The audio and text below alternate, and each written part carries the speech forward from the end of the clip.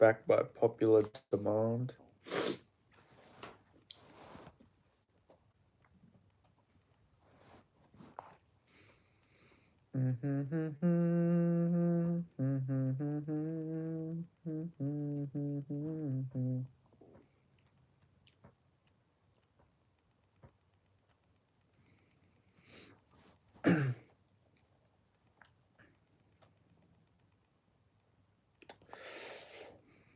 Anyway, just wait for people to get on in the chat before I start talking, you know, as the usual thing. So just let me know if you're in the chat. Maybe it's not telling me that people are here.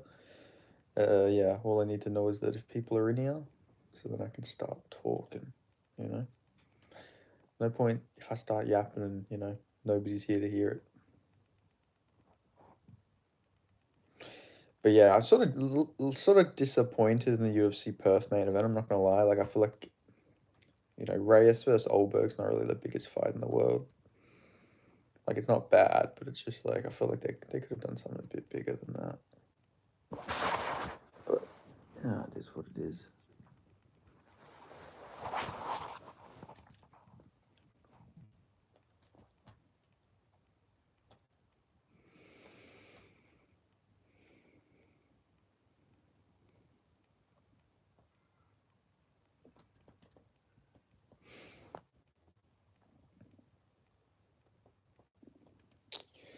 But yeah, who's in chat right now?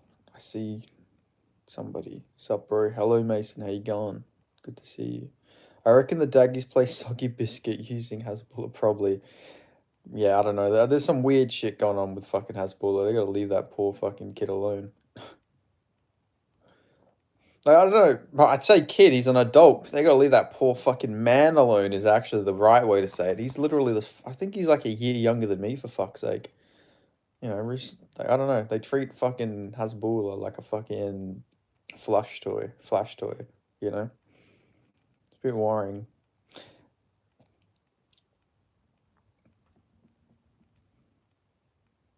I'm in talks to fly to Serbia to be in Vlad's corner for his pro debut. Damn, that'd be sick.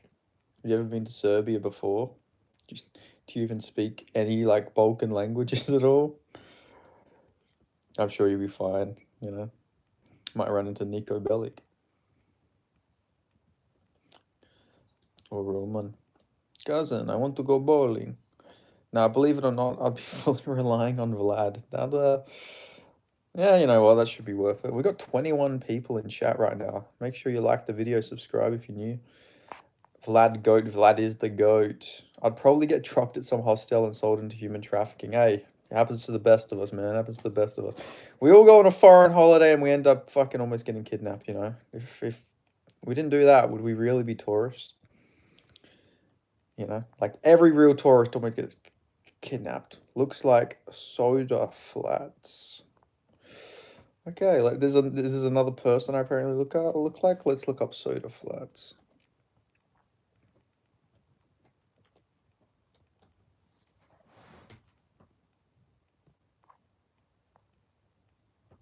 I'd probably get sold for a lot. Yeah, me too. I think I'd sell for extra because I'm like blue eyes, blonde hair. They'll fucking sell me and to sell me to some fucking gay fucking Middle Eastern sheik or something probably.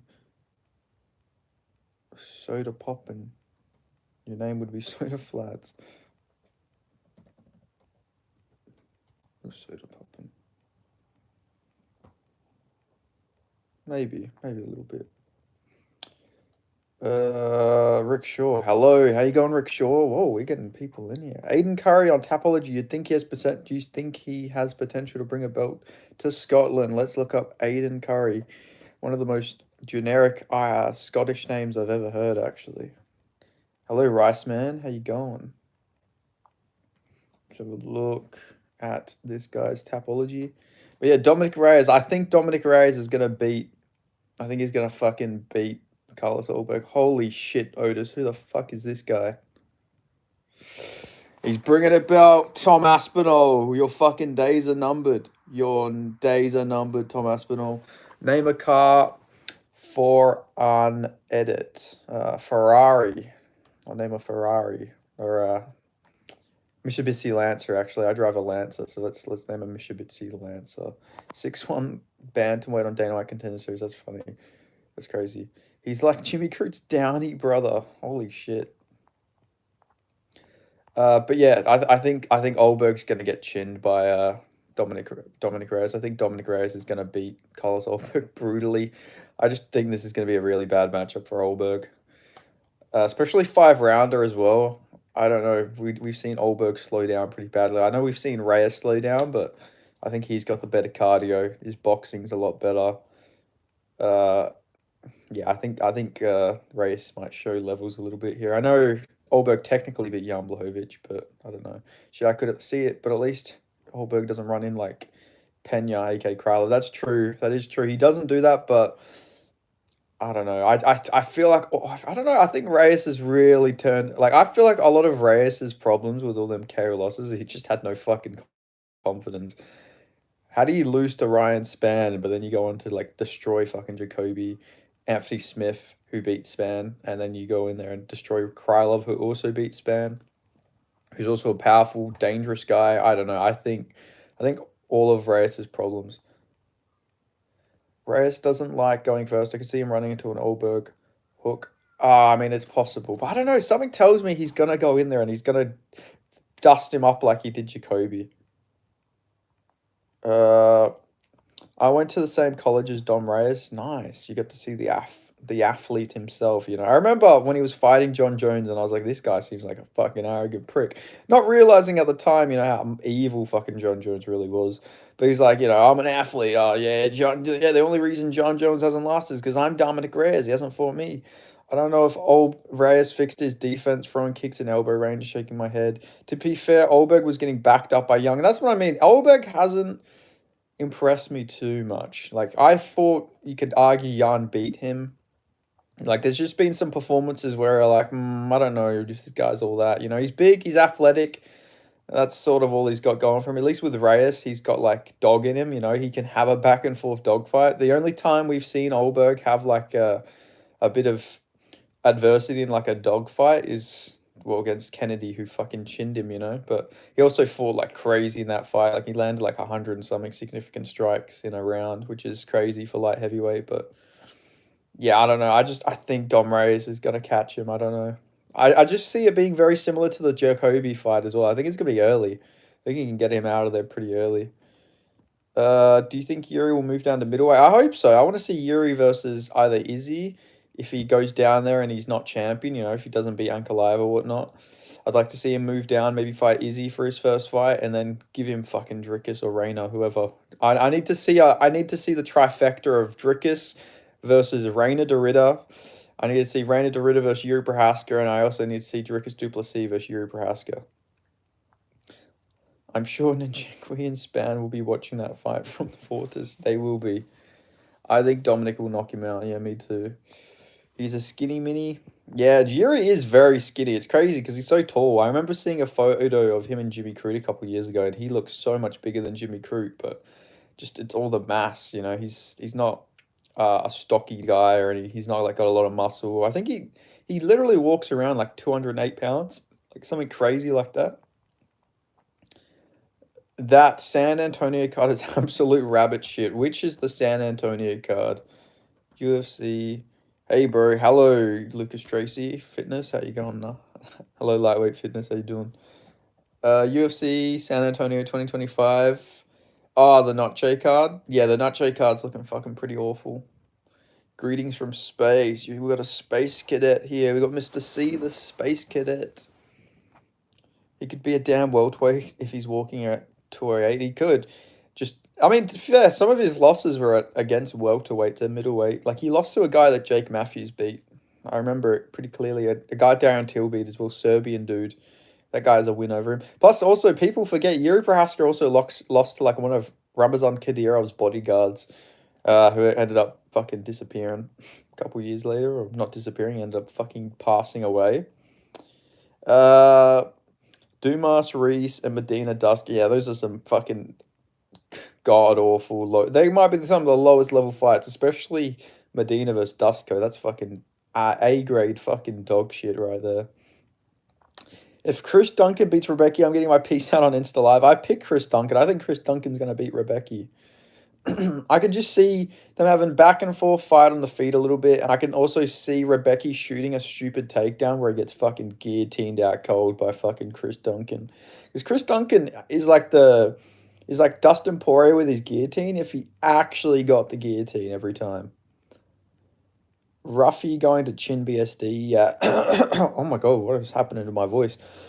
Yeah, I think Ruffy will beat BSD. But sort of a weird fight to make. I would have preferred if they did, like, for some reason they're trying to make Gamrot versus Dariush. I would prefer if you did BSD versus Gamrot and you did what's his name, Ruffy versus the other fucking guy. What's the other guy's name? Fucking Dariush. Yeah, I don't know. Weird. My worry is that Rebecca too much damage against Orobai and Fahea. Well, that's some of my reasoning. Plus, Chris Duncan's super underrated as well. He's actually very underrated.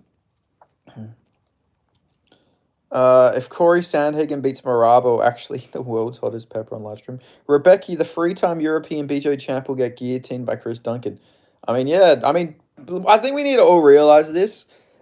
Brazilian Jiu-Jitsu accolades mean jack shit in MMA. We seen Rodolfo Vieira get fucking subbed by Fluffy Hernandez, I don't care if anyone's a fucking 10-time fucking Zimbabwean BJJ champion. I'll still pick them to get fucking subbed by fucking Michelle Olachechik at this point. I don't care. Like, I'm not rating anyone with Brazilian Jiu-Jitsu accolades at this point anymore. Like, I was so close to picking Trayshawn Gore because I just don't rate Jiu-Jitsu anymore. Marcus Almeida, exactly. Like, Jiu-Jitsu as a sport in MMA is just fucked. There is no benefit to having a Jiu-Jitsu base. Like, yeah, Jiu-Jitsu's like, I remember people saying, yeah, well, look, Justin Gaethje's a white belt at Jiu-Jitsu. Look how fucking far he came. Like, he was an interim champion in one of the most good, like one of the best divisions, and he literally says he doesn't train off his back. Like, yeah, Con Gracie, like, yeah, Jiu-Jitsu is just done. As I feel like I remember, like. Well, I don't remember. I wasn't alive 30 years ago, but 30 years ago, during 1993, everyone's like, yeah, Jiu-Jitsu is like this great base, and like, yeah, Jiu-Jitsu's the best martial art and all this stuff. Now look at it. Your fucking guys are getting smoked by Charles Jourdain and stuff like that. Who do you think has the highest chance of beating Merab? Maybe Umar in a rematch. Depending on if he's still champion by the time he makes up the rankings, I think Cody Haddon has a good style for Merab. Good cardio, good pressure, good pace. He could actually match Merab with the pace, but it'd still be tough for Cody. But yeah, I don't know. Out of that, yeah, it's going to be someone outside the top 5 because, yeah, I think he beats all these guys that he's already beat again. Like, I don't think the Peter Yan rematch will be really competitive. I think Merab actually improved more than Peter Yan has probably. Maybe Song Yadong has a sleeper chance because he has, like, strong hips, but he did get taken down a lot by Sandhagen, so I don't really think that's going to go too well for him either. Rodolfo Vieira was Gi. Martin Buday, 3-time Pan American Costa Rican BJJ butt fucking champion. He's built like melting ice cream. But Gil Burns did make a real run. Cron Gracie was Gi. Same with BJ Penn. Pacheco was Gi. The BJJ nerds don't have the grit and heart. Yeah, 100%. Like, it's just, it's a clear mental thing as well as, like, these guys don't work on wrestling. They literally just go in there with pure jiu-jitsu.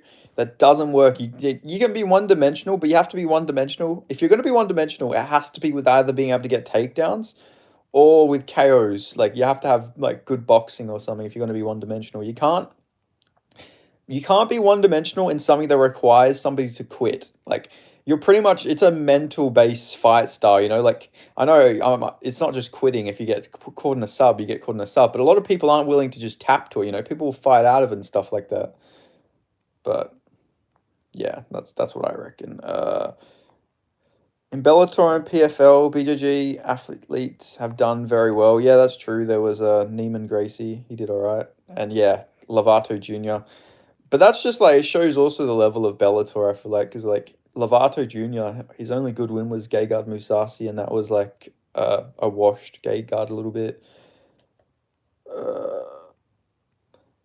I picked Trayshawn Gore. Yeah. I don't blame you. He's got a really good shot. I was really close to picking him. I'm going to regret it because I feel like he will probably end up going in there. Rebecca went hammer and tongs with Orobai doesn't have grit and heart. No, nobody's saying that. Rebecca's not a jiu-jitsu nerd. He's not just jiu-jitsu. He's well-rounded.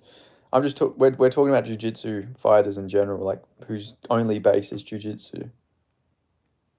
Like RDR is mainly a BJJ guy, but he'll actually march forward and has a good clinch. Yeah. Like there's exceptions, of course, but there's just I don't know. There's just so many.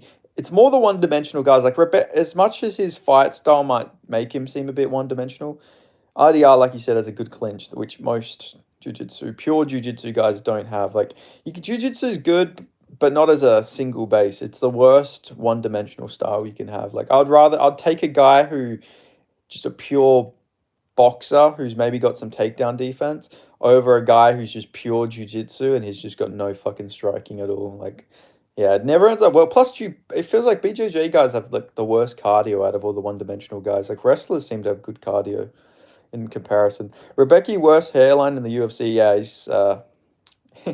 he's definitely up there, 100%. He's up there, 100%. Rebecca looks like a fucking Simpsons character. It looks like Homer Simpson's Polish cousin. Gunnar Nelson and Gamrot both did very well. Yeah, Gamrot is a wrestler. His background's wrestling. There's another Bolivian on Contenders issue. You got to milk another video out of it. I will. If he does horrible, I'm making a wide are all Bolivian fighters punching bags. Like, I don't know. It's weird though. Like I think it's because they all rely on their chins in Bolivia. Because obviously it's not like with some of the other Latin American countries, they're a bit richer, so they can invest in like proper infrastructure and stuff for gyms. But Bolivia is just, yeah, it's rough. It's very low standards in the Bolivian MMA scene. You see there's some beef with Chris Duncan and Paul Craig. What are they beefing about? What the fuck could Chris Duncan and fucking Paul Craig be even beefing? Is it to do with the whole Braveheart thing, like with the Scottish colours, like that they put on their face at the weigh-ins? Is that what it's over? I think I've seen something about that, right? Bra Gamrot was an ADCC competitor.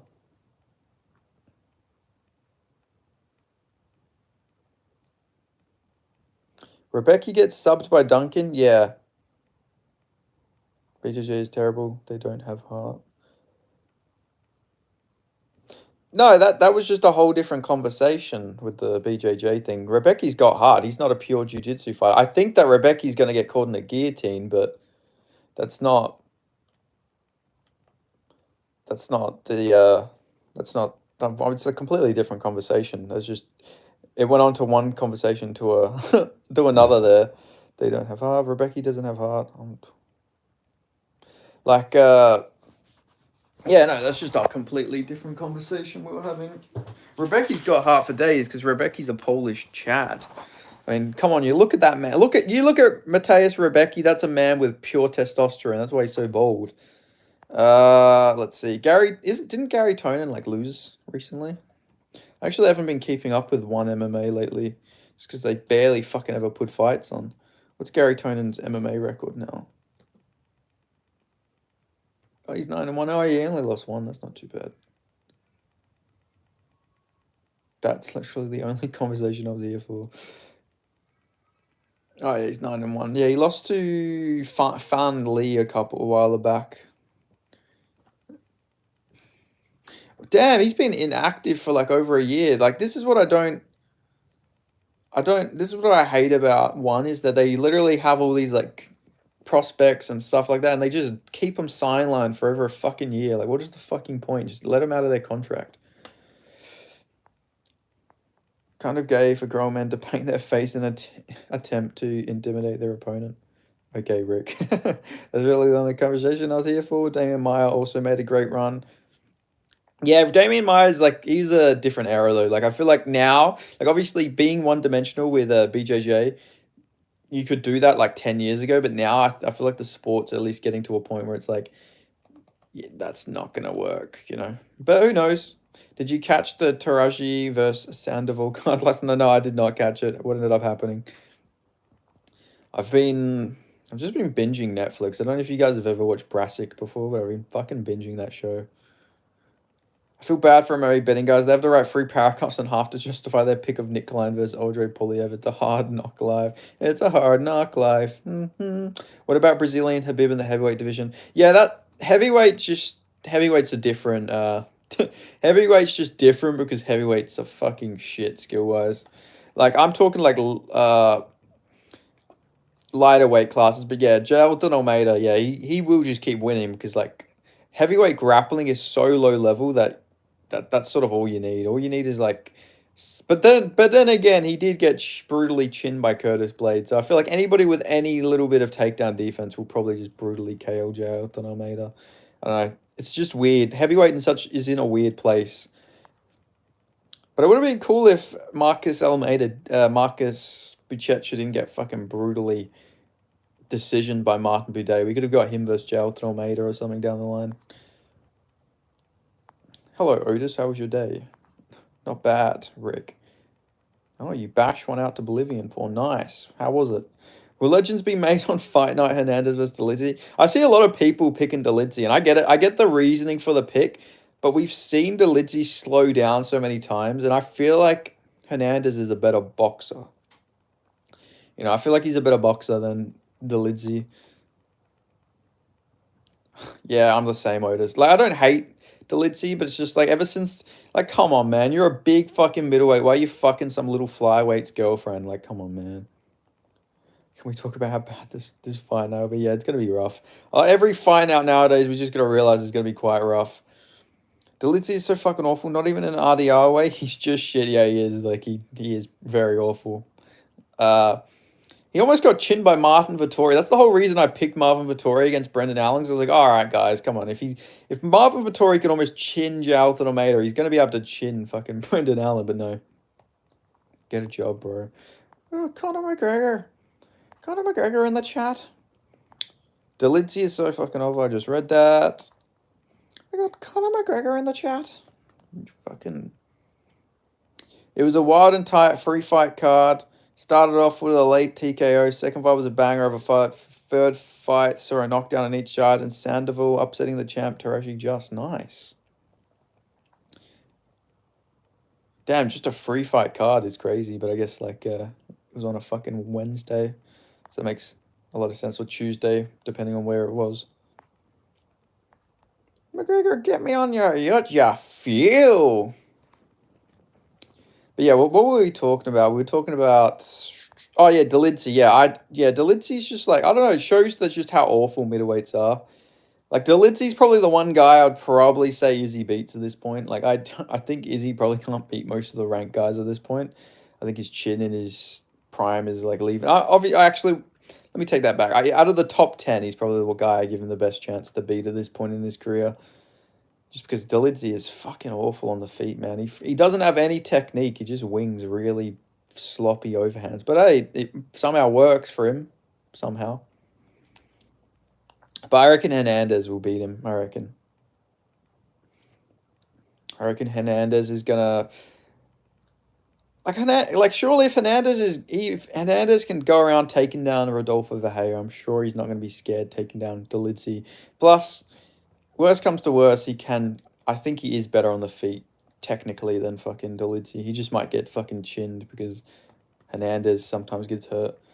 Was Reyes just an awful stylistic matchup for Jones? Yeah, boxer with good takedown defense is always going to be tough for John because John has no fucking boxing ability. I don't care what anyone says. John Jones, people act like John Jones is this like the great, like obviously people say he's like the best perfect fighter of all time and all this stuff. His boxing was fucking dog shit.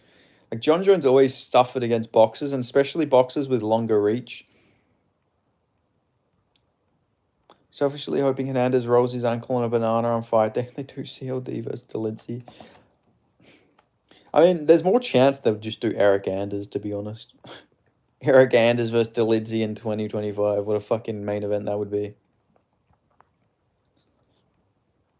Eric Anders is the UFC main event. Oh my god, imagine them making a fucking promo for Eric Anders in 2025. It just doesn't sit right with... They don't sit right with me. They don't sit right with me.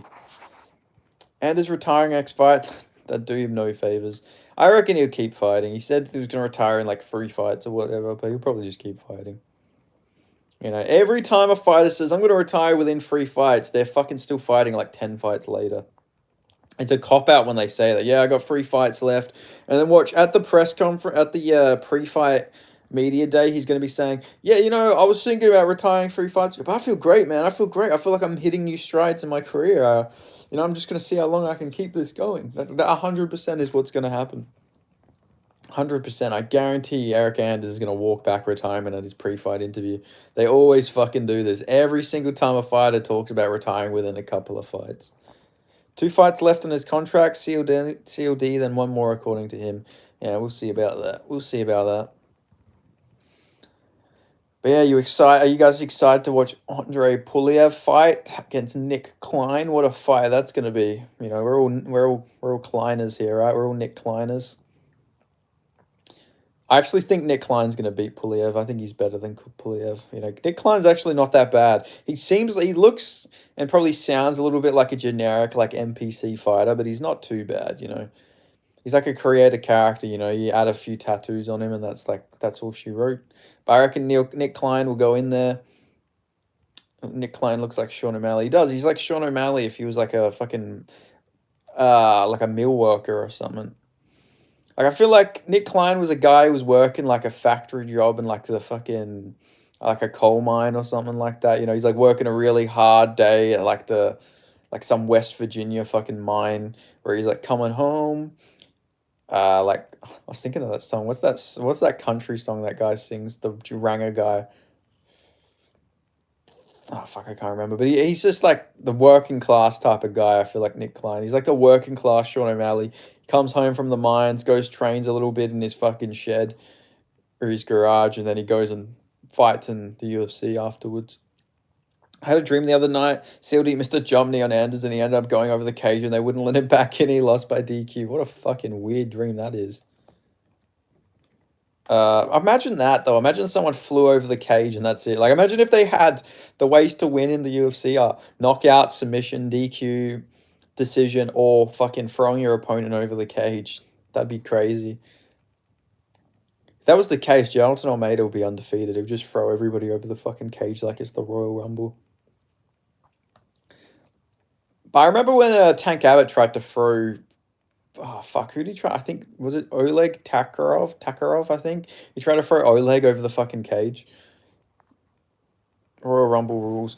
If they ever did like a UFC Royal Rumble, or actually, let's just be realistic. If they did a Rise on Royal Rumble, because that's more likely than a UFC Rumble, but anyone's allowed to join from any promotion in the world, who you guys think would win a open weight mixed martial arts Royal Rumble? I reckon sleeper pick would be somebody like sleeper pick would probably be like Drickus. I feel like Drickus would somehow I feel like the 2 big heavyweights would be fighting like next to the rope, and then Drickus would just run up and fucking chuck them both over, like double close line them over or something. Like, I feel like Drickus is my dark horse to win a fucking open weight Royal Rumble. Like 100%. He'll start. Drickus will be the first one to come out, and he'll be the last man to leave the ring, because I feel like Drickus would be like, he would be fucking so gassed the whole time, but he would win. Tempted to come back to do a UFC dong size tier list, guest based. Let me think. All right, biggest cock in the UFC it's probably a sleeper pick, to be honest. It's probably like fucking Steve Erceg or something, you know. It'd be someone really you wouldn't expect. It'd be like Steve Erceg or like fucking Brandon Moreno or something like that. It'd be one of the flyweights. One of the flyweights is probably packing a 10-inch hog. Like, it's gotta be something weird like that. I guarantee you know. And then the smallest guy in the UFC is probably like fucking Martin Buday or something like that. Like, I don't know. I could just sense it. I feel like the flyweights would be packing fucking more than the heavyweights. Mostly because the heavyweights would probably most are fucking obese, you know. DDP is an African from the waist down. Nah, I can tell Ursa ain't pack him. Oh, I'm glad we got the what's the word I'm looking for here? Kayla Harrison, biggest dong in the UFC. What are those people called? Psyche. We got the fucking dick sick here. We got fucking the expert on the dicks. Otis, the beefy one's gonna do a fucking seance. He's gonna predict all the dicks. You're doing a seance. But yeah, no, it'd be someone like Joshua Van's probably not packing. Like I don't know. I can't. I could see him being average. You know, it's the really gay conversation now that I'm saying it out loud. Pantoja is probably packing a hog though. Let's be real. Pantoja, he goes in there dick first. That like Pantoja's style is literally just pure fucking balls and dick first every fight. 100%. Pantoja's packing a hog. Uh, who else is there, man? Like Asians are normally lacking there. Yeah, I think Myanmar as well is like bottom 5 countries for penis size. So it's his. Actually, guys, just send me fighters and I'll just fucking. I'll just predict who's biggest, smallest. Statistically, it's probably Garimbo. What, biggest? No, I don't think the Zimbabwe is actually that big. Because I know Nigeria is like 5.1. It's not as big as like it's the same average as Australia and stuff like that. I don't know about Zimbabwe, but I don't think Zimbabwe's that big. Actually, the biggest is probably Michael Morales or Cheeto Vera because Ecuador has the biggest average penis size in the world, believe it or not. Which is really a sleeper pick. I bet nobody was predicting fucking Ecuador would be the ones packing, but yeah. India's bigger than Italy, apparently. I don't know if I believe that. Who the fuck runs these studies? To be fair, a lot of these studies are self-measured. So, like, a lot of these guys could be bullshitting. And I feel like the thing is, I feel like the Asian countries are a lot more honest. Like, the Asian countries aren't going to lie because they probably don't give a fuck about that shit. But with, like, the European, the African, the South American, the North American, and all those countries, I feel like they're going to add a little bit more extra, you know? But they're anonymous, so I don't know. The poll police, yeah, yeah, literally the poll police. Cameron Simon was probably like 6.5, but really skinny. I feel like he wouldn't have any girth to it, you know. Cameron Simon would probably have like a very skinny fucking cock. It'd be long, but like it'd just be like a pencil dick probably. I'd say that. I'd say Cameron Simon long but no girth, like below average girth, above average length that's what I'm going with Cameron Simon, I reckon. Oh, wait, some of them are measured on the but who the fuck is conducting these fucking who's willingly I don't know, that's people would be chatting different online if they had to state their height and meat size on all accounts. Yeah. This is a crazy bit of law, but I joined like some weird fucking kick group chat a couple years ago. I had like a catfish account where I would catfish pedophiles. And I somehow ended up in like some racist fucking like actual nationalistic fucking group. And they were always just like talking shit. And when I had my profile as a girl, the fucking leader of the racist, like fucking like I think it was an actual fucking National Socialist fucking group chat. The guy just sent my fake account a dick pic just out of nowhere, like, which is fucking it was just somehow. No, like I joined a bunch of random fucking group chats on Kick, and yeah, I joined this one, and it was fucked. Like that, it was so weird. So I joined it, and the leader of the guy was the most racist guy in the group chat. And the thing is, the picture I used was like a half. Like the girl looked Asian as well, like in my picture, and he was like a white supremacist. The guy was packing, I'll give him that. You know, they always say racist guys probably have small dicks, but this guy was like fucking actually packing from memory. I just remember I was like, Jesus Christ. I was not expecting this in my fucking DMs. I shut down a pedo Discord group like 3 years ago. Nice. That's good. That's good shit, man. Oh yeah, speaking of which, I got a new shirt.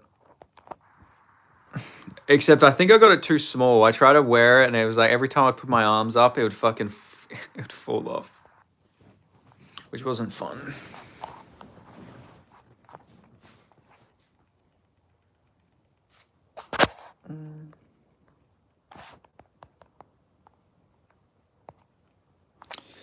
Thailand, it's 3.7, but I feel like the O's skew the poll.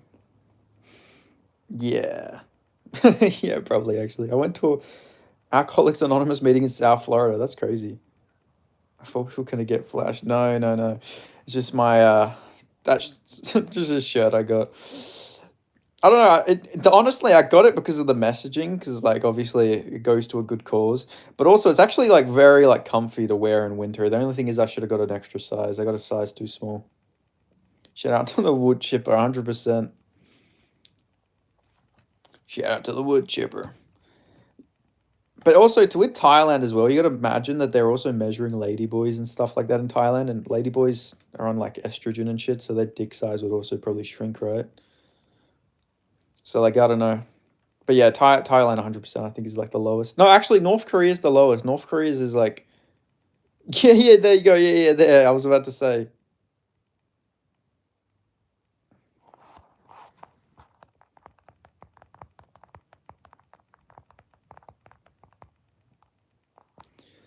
Wearing that short in public and you probably tell a lot of yeah, I know. I that's what I was fucking planning on doing, you know.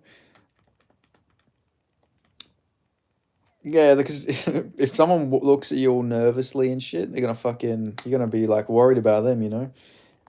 Holy shit! Someone measured up in North Korea. That's what I mean though. Who the fuck is measuring the penis size in North Korea? Like I doubt Kim Jong Un's allowing that fucking like it purely must have purely just measured fucking Kim Jong Un because who the fuck else is going to get measured in these surveys? You know. Supreme Law leaders 4 foot hog probably skewed theirs. Yeah, that's what I'm saying. It must only be Kim Jong Un's wiener. Like I can't imagine like all these North Korean citizens are starving to death, and they're like, "All right, here you go, mate. Pull out your fucking cock. Like, pull out your cock for bread." Like, that's probably it. You know, they're measuring everyone in North Korea for a fucking piece of bread. Yeah, come on here. You get a piece of bread. You get a piece of bread. I wore the Arnold Allen Tesco shirt on holiday, and damn it, it kind of looks like a mugger shirt. How'd they take that in the Dominican? Actually, to be fair, Dominicans are, you know, I know black, a Dominican papi, you know, so like I'm sure it wouldn't have gone down too bad. It wasn't like he did in fucking Haiti, you know. I'm sure you didn't cross the border over into fucking Haiti. The fact that it looks like a fucking mugger hat is so funny.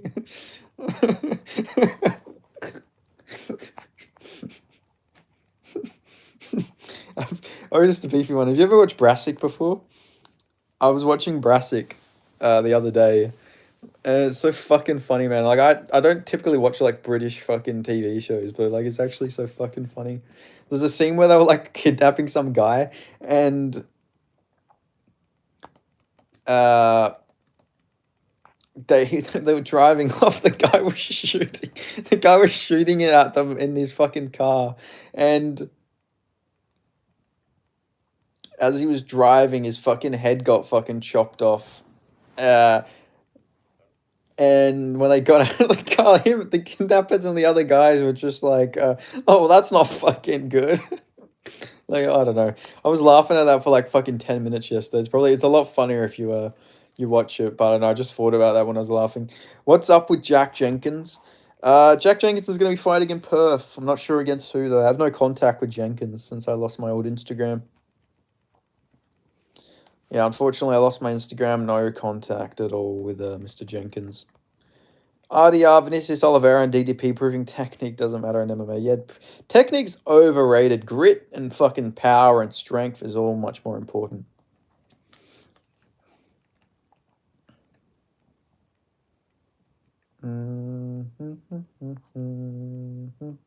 I also bought it at a Costco here, and it got some interesting looks. Yeah, I don't know. The whole MAGA thing's so fucking overrated, though. Like, people act like MAGA is like some crazy extremist movement. It fucking isn't though. Actually, let me rephrase that. It's not the. I mean, it depends on who's in it. Like, there is some crazy Zionist MAGA supporters, but I don't know. I feel like MAGA is like relatively moderate compared to what the movement could have turned out to be. What's a MAGA? You know, the Trump movement. You know. I don't know. Trump's really shat the bed early into his term. Like he just made himself look so guilty with the whole Epstein fucking shit, man. I rate the Dominicans though; they've been dealt a pretty shit hand. Yeah, I know it would be tough being neighbors with Haiti.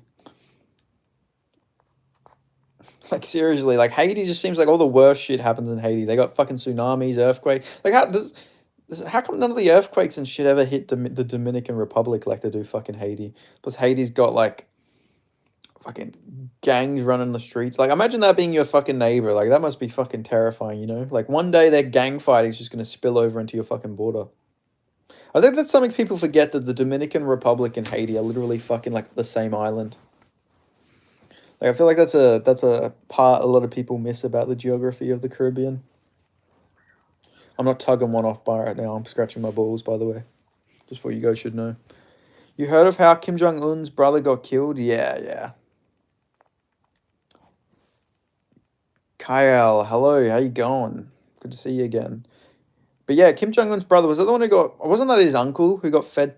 No, no, no. Who am I? Is Kim Jong Un's brother the one who died as a kid, who got drowned by Kim Jong Un, or was that his? Was that Kim Jong Un's dad? How did Buddy get clipped?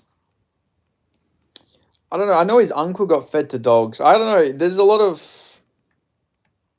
Nah, I don't know who that is. So Kim Jong Un's dad, he killed his own brother when he was a baby. He like drowned his older brother or his younger brother. And then I know Kim Jong Un's uncle also got fucking fed to dogs. Yeah, it's what a crazy family it must be. Like the Jong Un's fucking the Kim Jong Un family reunions must be fucking crazy. You know, they must be fucking crazy. Apparently, his sister's like even more like of a dictator. Like apparently, she's even crazier than Kim Jong Un. So that'll be interesting if she ever takes over. Do you guys remember when Kim Jong Un was meant to like fucking die like 5 years ago? They were saying like, yeah, he's almost done, and then now he's just as good as new. Nothing ever ended up happening to him.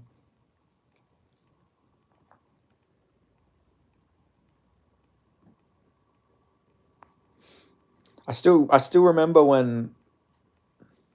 Stop scratching your balls. Thank you for that, Otis. They said the same thing about Putin. Yeah, yeah, I remember Putin was meant to die, or he was meant to resign like 2 years ago because he apparently had Parkinson's.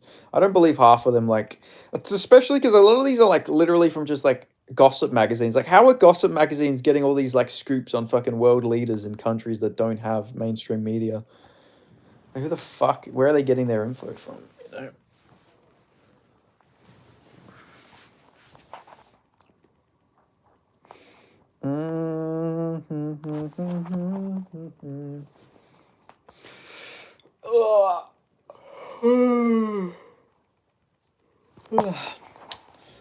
Well, you go. Well, let's have a look at this weekend's card while we're on here, shall we? What's there to be fucking excited about? We got Duncan versus Rebecca. What do you call a Russian dictator who has no toilet and needs to use alternative methods to relieve himself? You call him Gorbachev. What do you call him, Otis, the beefy one?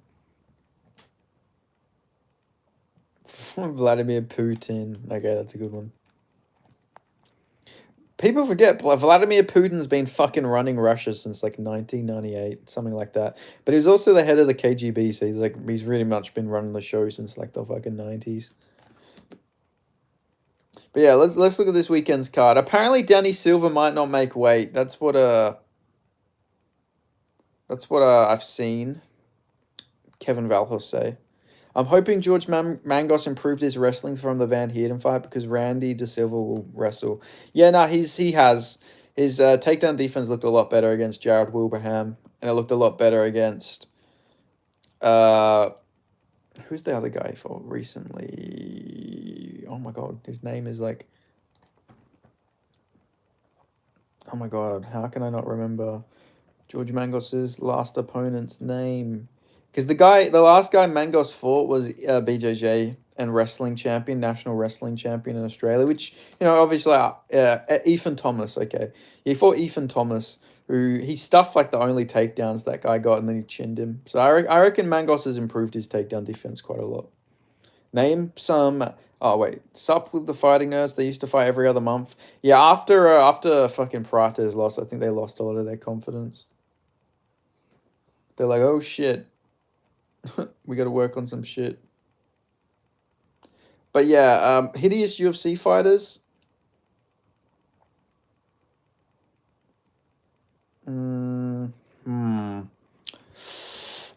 Well, I mean, that's actually well. Obviously, Shara Magomedov. You got to have Shara Magomedov in there, especially after he got his nose busted up.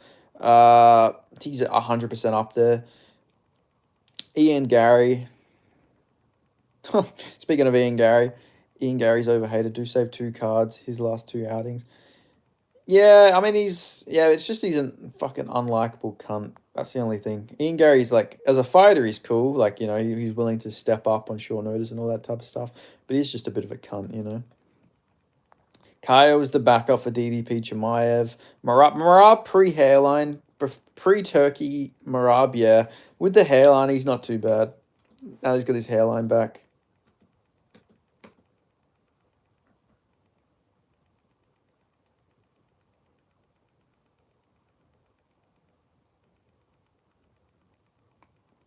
I see a lot of people picking De Silva to beat Mangos.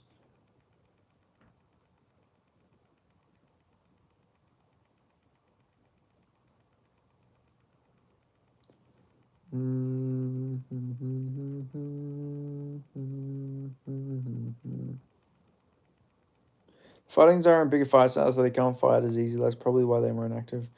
Mate, look at the cunt's face. If Ian Gary kept his mouth shut and showed up to fight like he has done, he would just be one of the biggest fan favorites. Yeah, but his fight style is like objectively a bit boring too, though. That is a worry.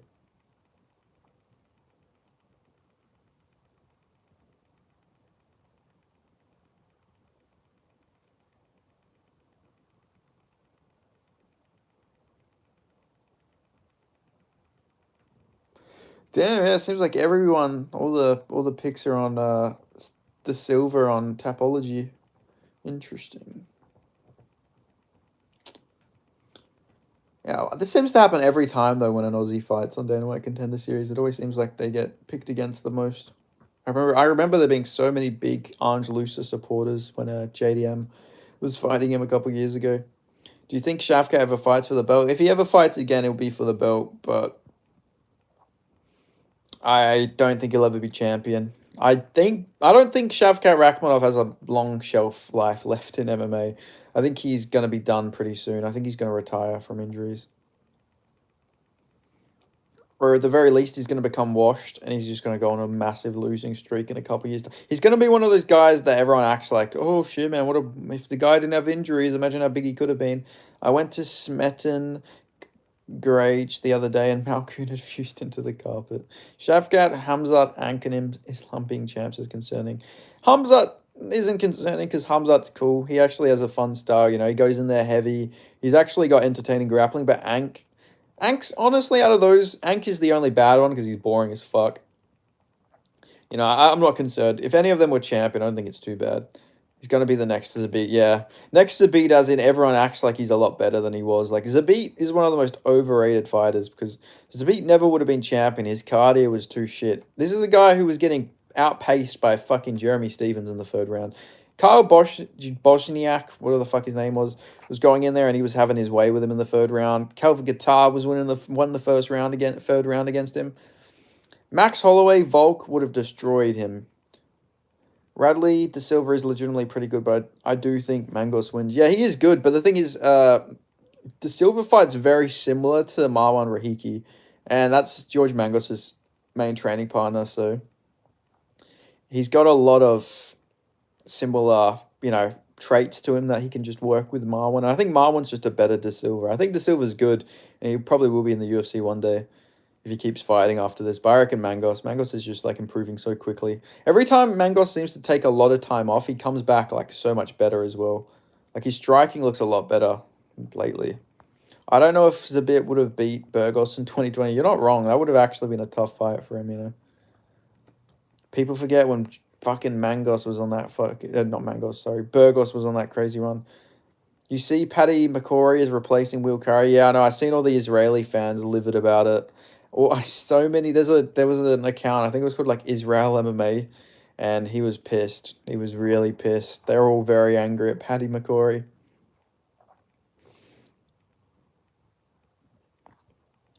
He did beat their boy and yell in the guy's face, but still. It'd be interesting to have him in the UFC, Paddy McCory. Will Curry got his visa taken for being too vaced. What did he do? Did he actually lose his visa? What did he do? The thing is, though, Paddy McCrory might just get fucking refused entry into the country with how America is nowadays. De Silva is mainly a grappler. Marlon Rahiki is mainly a striker, so a little different. But De Silva strikes a lot as well, though, from what I've seen. Like his striking style is very similar. But yeah, he does grapple. But Marwan grapples a bit now too, as well. Except Marwan's got like he uses hip tosses and shit like that. Who is the most overrated UFC fighter currently and all time?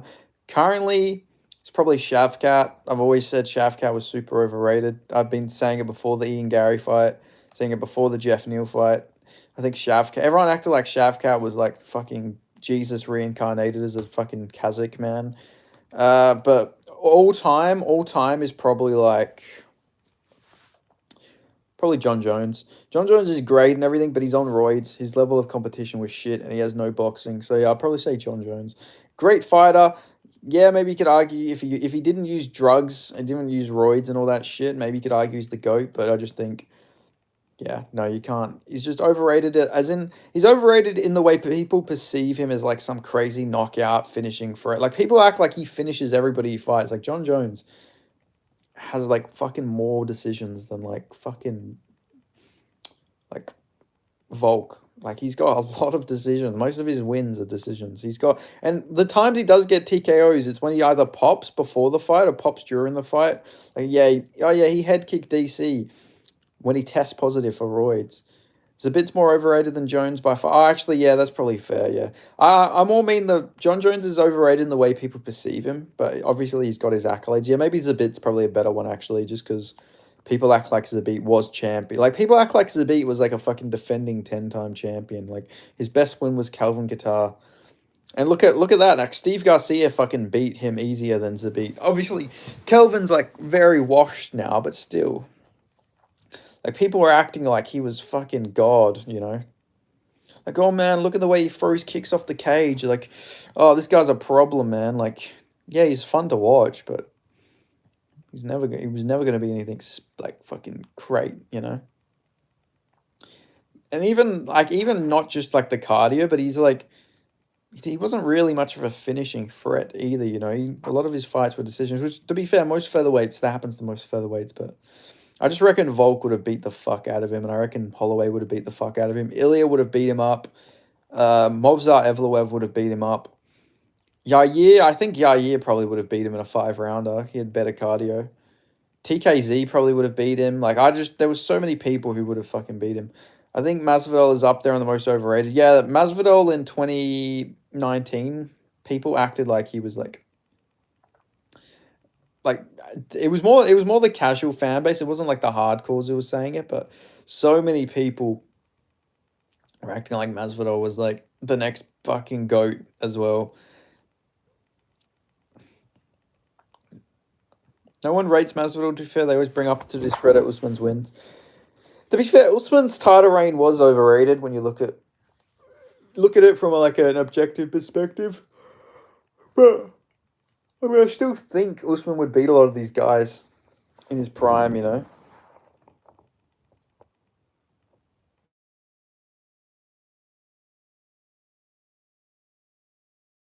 All right, let me go check. I'm gonna listen to what the based Will Curry thing was right now.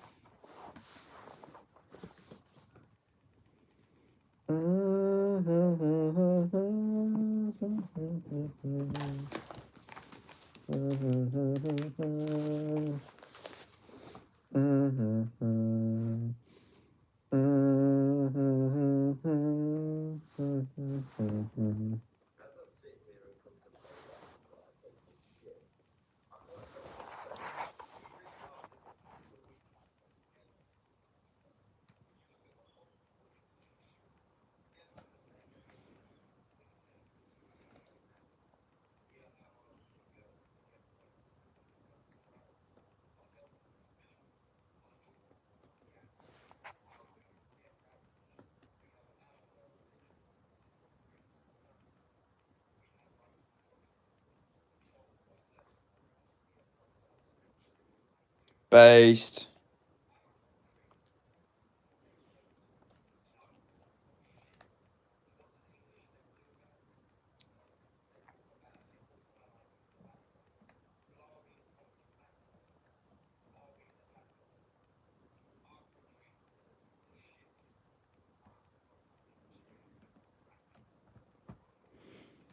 Facts. Will Curry based as fuck. Holy shit. I didn't realize Will Curry was so based. Damn. Now I see, yeah, that's 100%. He's never being allowed into America now. You know, me and Will Curry sort of fucking look alike. I think maybe he's got different colored eyes, but me and Will Curry got like the same fucking nose. And we grow facial hair the same fucking way. And we have the similar hair. Me and Will Curry. Literally why he couldn't get his visa. Wait, like legitimately, is that the reason why? Because that's fucked if that's actually the reason why. That's actually crazy. Who is going to headline the Rio final? All the fighting those are booked, and Charles Oliveira just got brutally knocked out. It's what he thinks. I'm sure that's not actually why. Surely not. Like, I don't know. The times are crazy, but not that fucking crazy. Surely not. But yeah, I don't know. Looking at it, who's like a probably is that before or after Almeida fights Volkov? He probably won't have an opponent in time for that. I don't know who's not booked.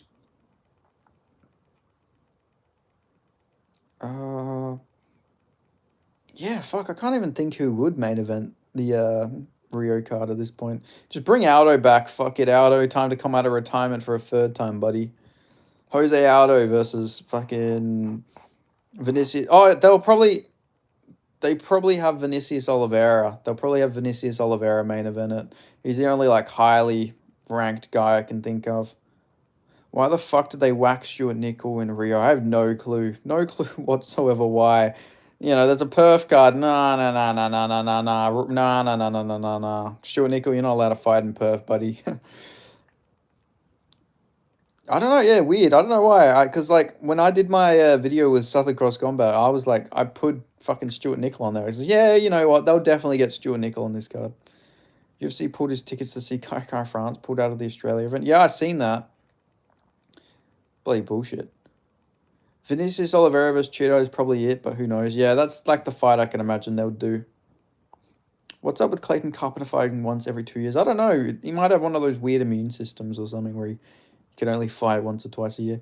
I mean, Clayton Carpenter's a weird fighter because like he's pretty good, but he's also like, I don't know, he's good, but like obviously he's also like just inactive, and he's a weird dude. Like Clayton Carpenter's an odd guy. He has like a really weird beef with Steve Erceg for some reason because they were meant to fight on Dana White Contender Series. Steve Erceg got pulled because of his visa problems, and now they've like beef. I remember Steve Erceg called him a douchebag in an interview. He said he acts like a fake philosopher and called him a douchebag. Brad Riddell probably on perf. Yeah, I'd imagine so. Maybe.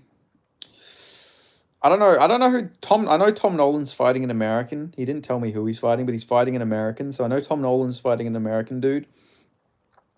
And it's not Jordan Levitt. I just know it's not Jordan Levitt because I asked. So I'm not sure who he's fighting. Dolgarian. I was talking to Fight Wave told me, Dan from Fight Wave told me that Dolgarian, he apparently Elijah Smith was like stuffing all his fucking takedowns and stuff like that in training the other day. But yeah, I reckon Nolan's gonna fight like Trey Ogden probably. That was who I came to. I was thinking the only guy above him who's realistic at this point is probably Trey Ogden. So I think it's probably gonna be Nolan versus Trey Ogden. But I'm just guessing. I guess Pitbull could also be an option. Oh yeah, they'll probably do Pitbull to be honest. Pitbull's a big name as well. Yeah, they'll probably do Pitbull versus somebody. Robert Bracek is on the perf card. The Paris card. Interesting. I don't even know who the fuck they would give him. Bro, people forget when Io Pateria had that fucking marauder performance against him, man. People forget, man. Io Pateria. He's a marauder. But yeah, no, I reckon... Yeah, I don't know. I really don't know who who they would match up Robert Bursky against. I can't believe Iowa had 8 UFC fights. He had 8 UFC fights, and in that time, he had about fucking 15 concussions. Like, that is, like, he literally had about 15 concussions in an 8-fight fucking UFC fucking career. Like, every single fight, he was just getting fucking clipped badly, getting dropped, got chinned, got fucking choked unconscious. Like, his brain had a hard time. His fucking brain was that fucking meme from the Mile. What's that fucking not 8 Mile? Is it 8 Mile? No, it's 8 Mile, the fucking Eminem movie. You know, the one where it's like, I'm tired, boss. That one. The Green Mile, I think it might have been. I don't know, some shit like that. That's fucking Io Bateria's brain. CLD was gonna get a layup against Breast Chicken, ended up getting RoboCop on week's notice. Fuck me. Yeah, that's a tough one. Yeah, that is tough. That was fucking, yeah. That was. Imagine that. Imagine you're booked against Mike Jackson. Imagine you're booked against Mike Jackson. You get JDM on instead. Like say like 5 years ago. Say when JDM was when Mike Jackson was fighting like Dean Barry. Imagine if Dean Barry pulled out. You get or no, actually yeah. Imagine if Mike Jackson pulled out and Dean Barry got fucking JDM instead. The funny thing is, I remember people saying that Dean Barry would beat JDM when Rodriguez, not Rodriguez, when Wally Alves pulled out of his debut. There was rumors like because Dean Barry got signed at the same time, so people thought that Dean Barry was going to fight JDM, and I remember a bunch of people replying saying, "Oh shit, I think Dean Barry's going to beat." They're like, "Oh, this is a tough fight for JDM. You know, he's a kickboxing champion." Could you imagine Dean Barry versus fucking JDM? It would have been one of the biggest mismatches in UFC history. Like, JDM would have fucking dog walked fucking Dean Barry. Would you be willing to do a trivia show hosted by Combat Casual, my buddy from Idaho, with his own UFC YouTube channel? Yeah, I'd be down for that. I don't mind. Sure memes today about Michael Chandler defeats Malcolm Wilmaker via first round adoption. It's wild how Dean Barry, Mike Jackson was an actual sanctioned UFC fight. I know, that was crazy. Dean Barry's got to have one of the greatest UFC runs in history. Almost blinds Mike Jackson, almost blinds him, drops him twice, almost blinds him, gets DQ'd, gets cut. What a career. Honestly, what a career. I still believe in the fucking conspiracy that the only reason why they signed Dean Barry is because they got him confused with Ian Gary. That's the only thing that makes sense for why they ever signed Dean Barry. People forget, man. Nobody outspins Dean Barry, bro. Otis, I'll never forget that Dean Barry fucking highlight reel he made of himself. Dean Barry had a fight, and he got fucked up the whole fight. He made a highlight clip of him fucking doing a little spin, and it was literally an 8-second fucking clip, and it had like the fucking music playing, and the music literally didn't even like hit the fucking chorus because it was that short of a fucking highlight reel. To this day, one of the worst things I've ever seen before.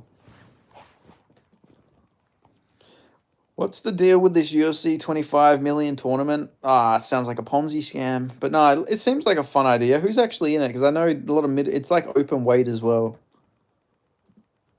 25 mil. But where are they getting this money?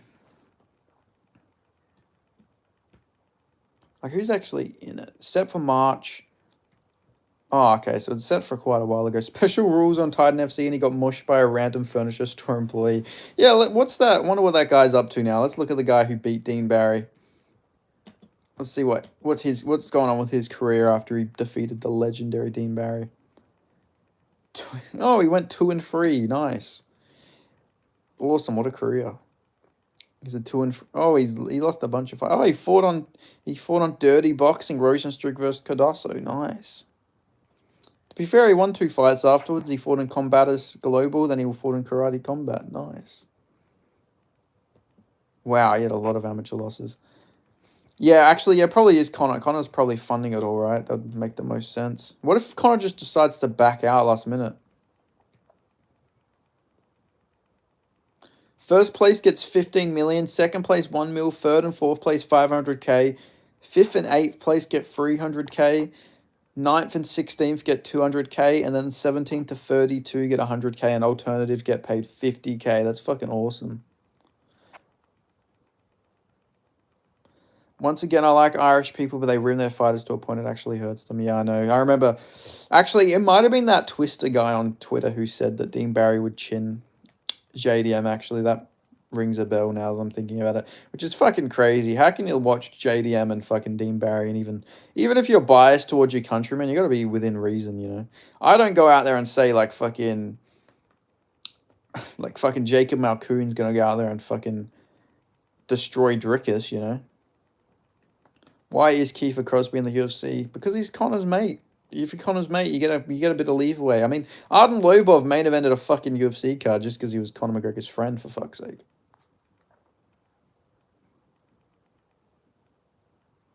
You know, the power of being Conor McGregor's friend is like OP when it comes to like matchmaking.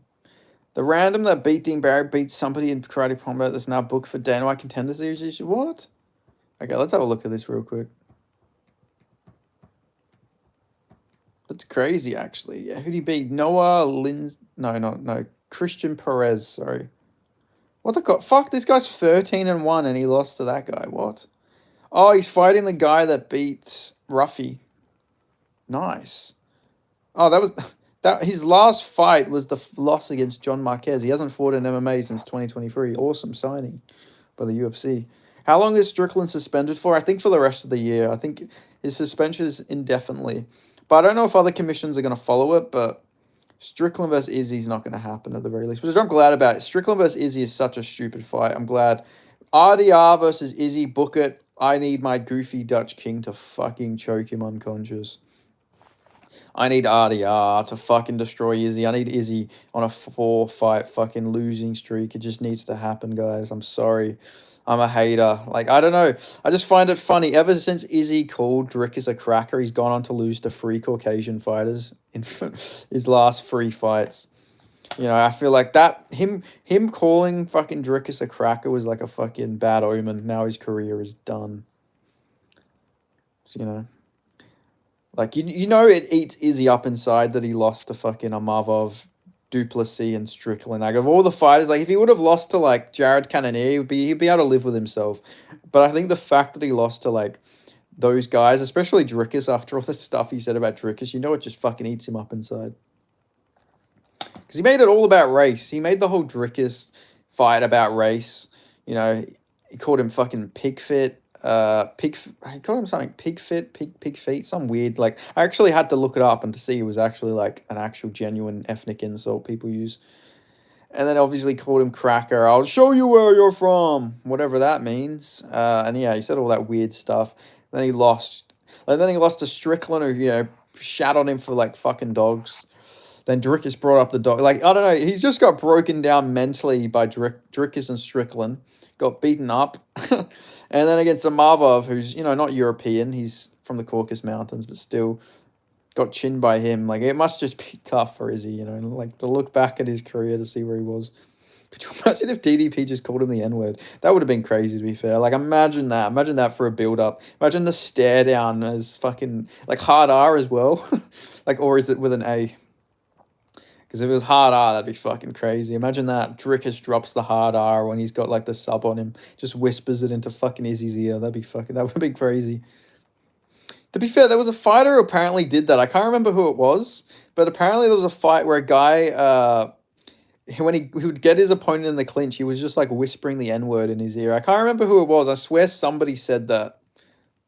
Like, some fighters said that his opponent did that to him. Maybe I'm, like, fucking misremembering. But I swear somebody said that their opponent, like, kept putting him in the clinch and, like, calling him the N-word. James Vick was destined to be one of the best trash talkers of our time, but the MMA gods are evil, I know.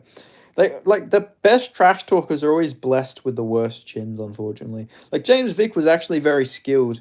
He just didn't have any chin, unfortunately. Like, he was beating the fuck out of Andre Filho in XMMA.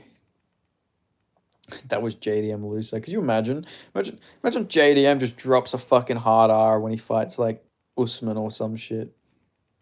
That'd be fucking insane, actually. Like, it'd be one of the fighters you least expect as well. It'd be one of the quiet fighters, like Wonder Boy drops the fucking hard R or something like that. Felder arguably lost the Vic fight. Yeah, I remember that. Felder's like career was weird because he had like really competitive fights with some good fighters, but then he also like just clearly lost to Mike Perry. So that Mike Perry fight was super fun though. Mike Perry,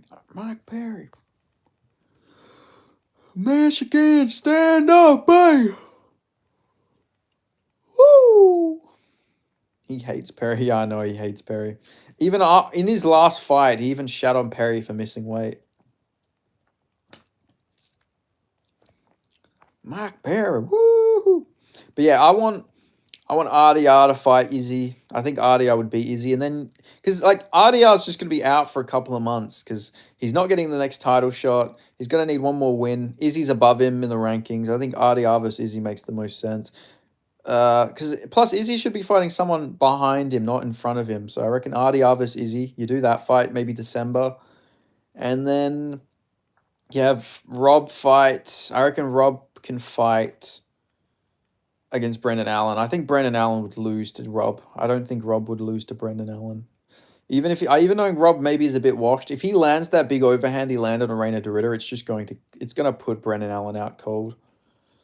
What's Izzy's motivation for still fighting? I think he just wants to go out on a win. Like I swear he's just gonna win and he's gonna retire. So if he just keeps losing, he's just gonna keep fighting.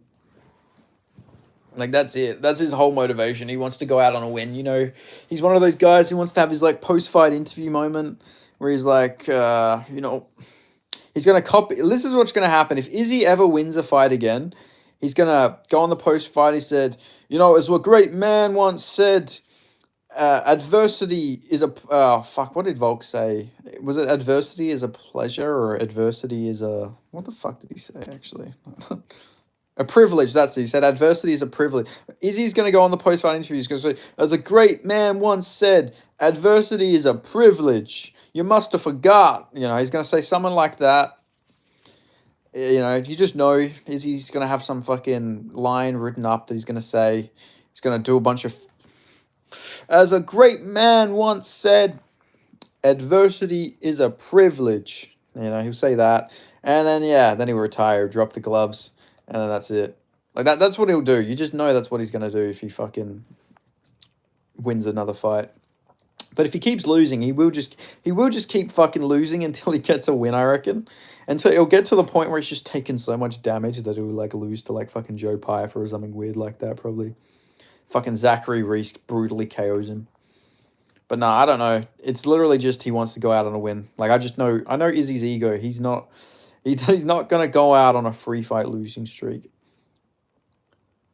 I think he will just go full Tony Ferguson if he has to. But I reckon they'll give him an easier matchup if he loses to RDR, if that fight gets booked. Can you message Combat Casual D on Twitter when you get a chance? I'll remind you off stream. Easy. Zachary Reese, funniest skull shape in MMA. Yeah, he's got a really... Especially after he shaved his head as well. He should have kept the hair. I don't know. Zachary Reese looks like a member you'd see in a fucking, like, white supremacist prison gang fucking, like, in a show. Like, he looks like he'd be a fucking background character in American History X, to be honest. Especially when he shaved his head. Are there any MMA fighters you just feel pity for? Yeah, there is a few. Muhammad Yahya being one of them. I feel bad for Muhammad Yahya. Like, Muhammad Yahya, he's got the whole country behind him. Jason Herzog let him get brutally fucked up just because he's literally got the whole country of fucking the UAE on his back. Like, imagine that. Imagine you're Muhammad Yahya and you've got the fucking United Arab Emirates on your back. You've got one of the richest countries in the Middle East. You've got a whole bunch of sheiks probably fucking, like, giving you all this money and everything like that. Like, imagine that. That's like the pressure Muhammad Yahya must feel every day. He's like, fuck, man, I really got to work harder. My whole friends and family are like really behind me. They're all putting pressure on me. They're calling me a coward if I lose. Oh, Gilbert Burns as well. Gilbert Burns is another one I feel I feel so much pity for her as well. Like Gilbert Burns when he cries, man, I just like, fuck, man, no, Gilbert, no. Even when he lost to JDM, I'm like, fuck, man, I'm happy JDM won, but why Gilbert? Why? Why couldn't he have chinned to fucking Leon instead? Carolina Kolkaway. Oh, fuck, I'm always so bad at pronouncing Polish last names. Always look so dejected. I know. She's a sweetheart too. Shannon Ross legitimately zero chin, yeah, I know. But, you know, Hung Sung Park still took him to a second round. That's why I was so confident Usyk was going to fucking beat him as well. Like, seriously, honestly, this is crazy for me to say, but I feel like Odie Osborne has a better chance than fucking Hung Sung Park did of beating fucking Usyk. That might seem like a crazy take, but like Odie Osborne's at least explosive. Do you remember when that guy messaged Slava saying he ruined his bet and why can't he be better? And Slava was legit very apologetic and said sorry. I know. Slava Claus is another guy I feel bad for because he got... I remember at the face-off with Tom Nolan, he gave him like a fucking present, for fuck's sake. Like, he's such a nice guy. Oh, man. Yeah, I don't know. Fuck. I hate when fighters are nice guys. Like, it makes it hard to like watch them fucking brutally lose. I think one of the worst... I didn't feel pity for him for most of his fights, but I think one of the sadder one was when... I'm just saying Usyk didn't knock out Ross. He did though. He knocked him down like immediately into the fight twice. He dropped him twice in the first round and then subbed him out cold. So yeah, he could have knocked out Ross if he wanted to, but he literally dropped Ross like a minute into the fight with a jab. Do you remember? Yeah, I read that. Well, oh yeah. I was saying, yeah. The only time I felt bad was fucking Sam Alvey. I felt so bad for Sam Alvey when he fought Michelle Lachachik. Like, bro brought his entire family to watch him get his jaw broken. He has like 6 kids, and he got brutally fucking like destroyed. Why would you take your kids to watch you when you're on a 6-fight losing streak? For fuck's sake. Like, seriously, I don't know what the fuck his problem was. Idaho raid. Oh, we got an Idaho raid now. What's up? Shout out Idaho. ID.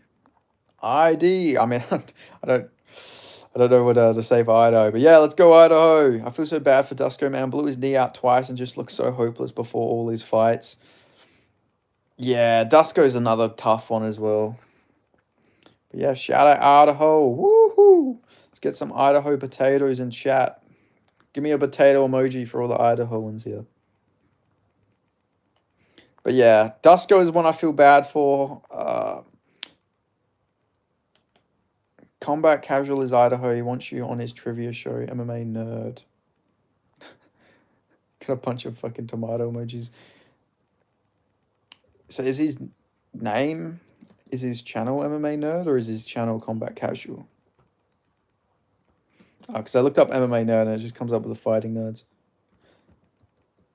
Sam Alvey now beating people that were meant to fight Alexandra Usyk. Yeah, I have no clue how that fucking managed to come about. Idaho sent me. Oh, wow, we're getting a lot of people here. This is a nice little raid. Thank you, Combat Casual. Shout out to Combat Casual. It's Combat Casual. A space for sports fans of all walks. Combat Casual channel. Nice. Appreciate the support from Combat Casual. Appreciate you all. If you're new to the channel, make sure you subscribe, you know. I appreciate you all being here. Shout out to Idaho. Benny P dropped some news. Come on. You should have all joined here the other day when I broke Steve Usyk versus Odie Osborne and I broke Park versus Tyra. I don't have any news to break at the moment. I'm sorry. Let me think. All I know is... I don't know anything at the moment, actually. Nothing that I can leak. Nothing that's signed or anything. But, you know, come back next stream and I'll have some news for everybody, you know. So, yeah, make sure you subscribe. I hear people ain't giving Usyk much of a chance. Who against Odie Osborne? Because that's crazy. I feel like if Usyk goes in there, he can just wrestle Odie Osborne pretty easily if he wants to. If he wants to make a real easy fight of things, he could just go in there and, like, wrestle fucking sub Odie Osborne, I feel like.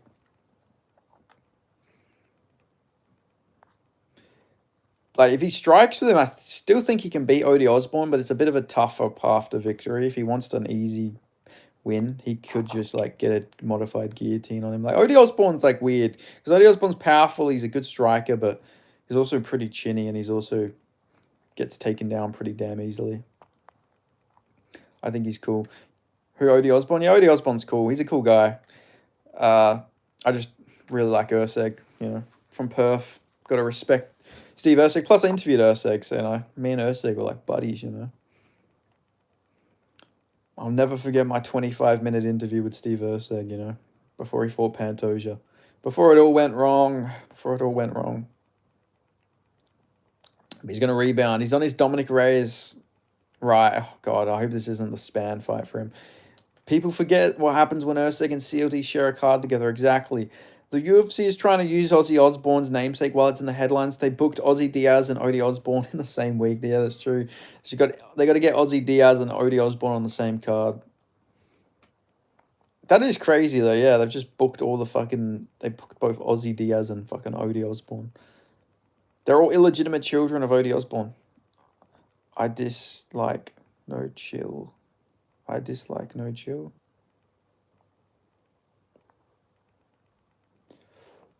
What do you mean you dislike No Chill?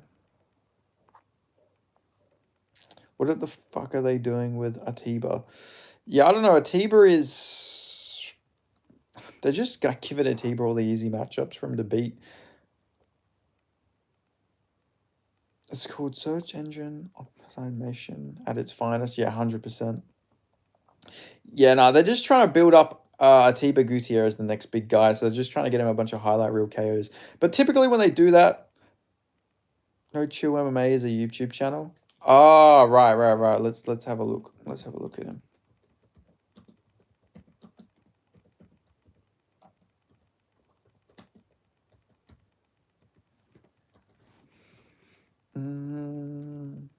Let's see.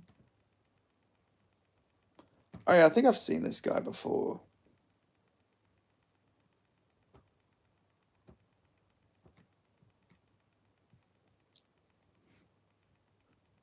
Mate, Bird Chick's probably fighting Atiba in Paris as a warm-up for Diaz. Yeah, probably. This guy is a YouTube casual. Nah, just like, I don't know, a lot of the newer channels I didn't really like. I used to watch a lot of like the big channels when they were smaller. I don't know, there's a lot of niche channels I just haven't watched really. Like there's so many MMA YouTube channels to fucking keep up with at this point. Like I already have enough fucking keeping up with all the different reporters and shit on fucking Twitter. But yeah, people forget, man, I was an MMA guru fucking OG. 2019. I watched my first guru video. Actually, maybe 2018, actually. I think I watched when he picked Lewis to beat DC, actually.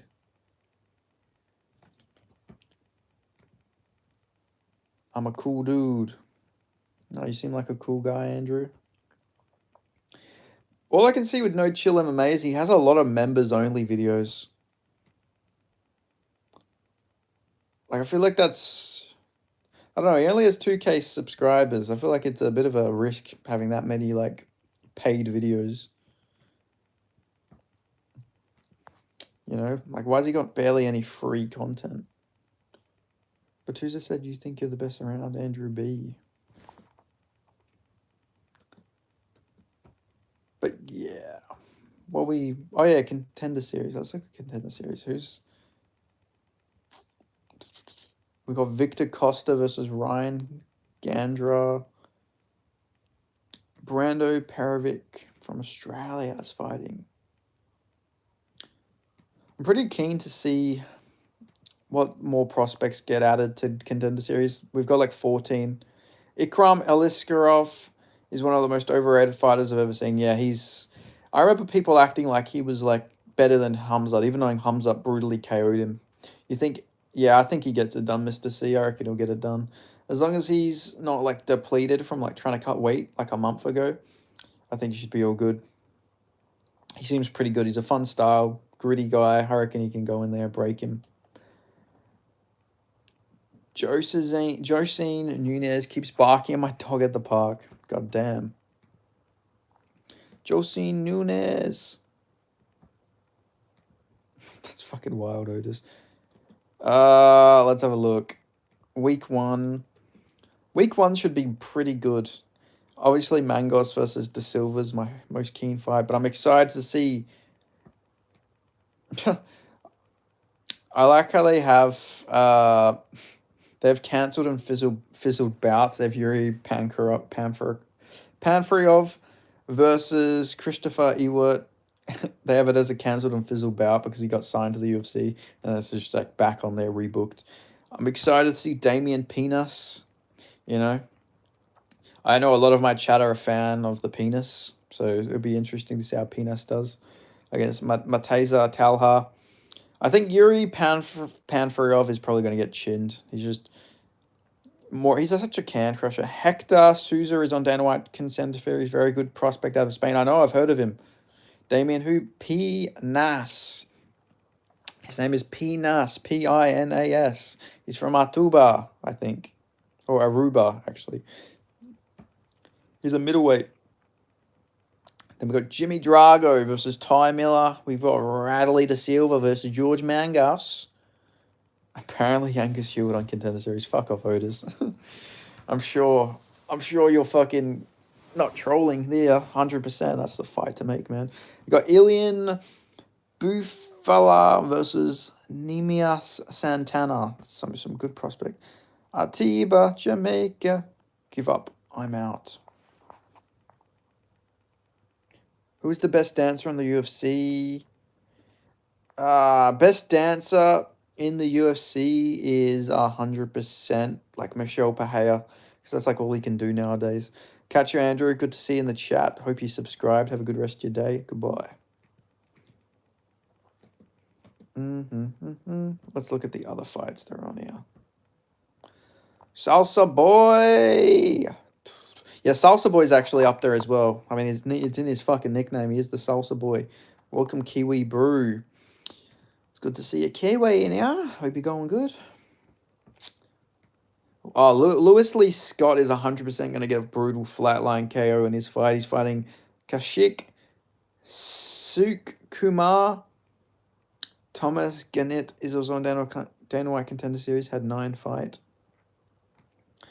There's Tommy Kasuzi versus Ramiro Jimenez.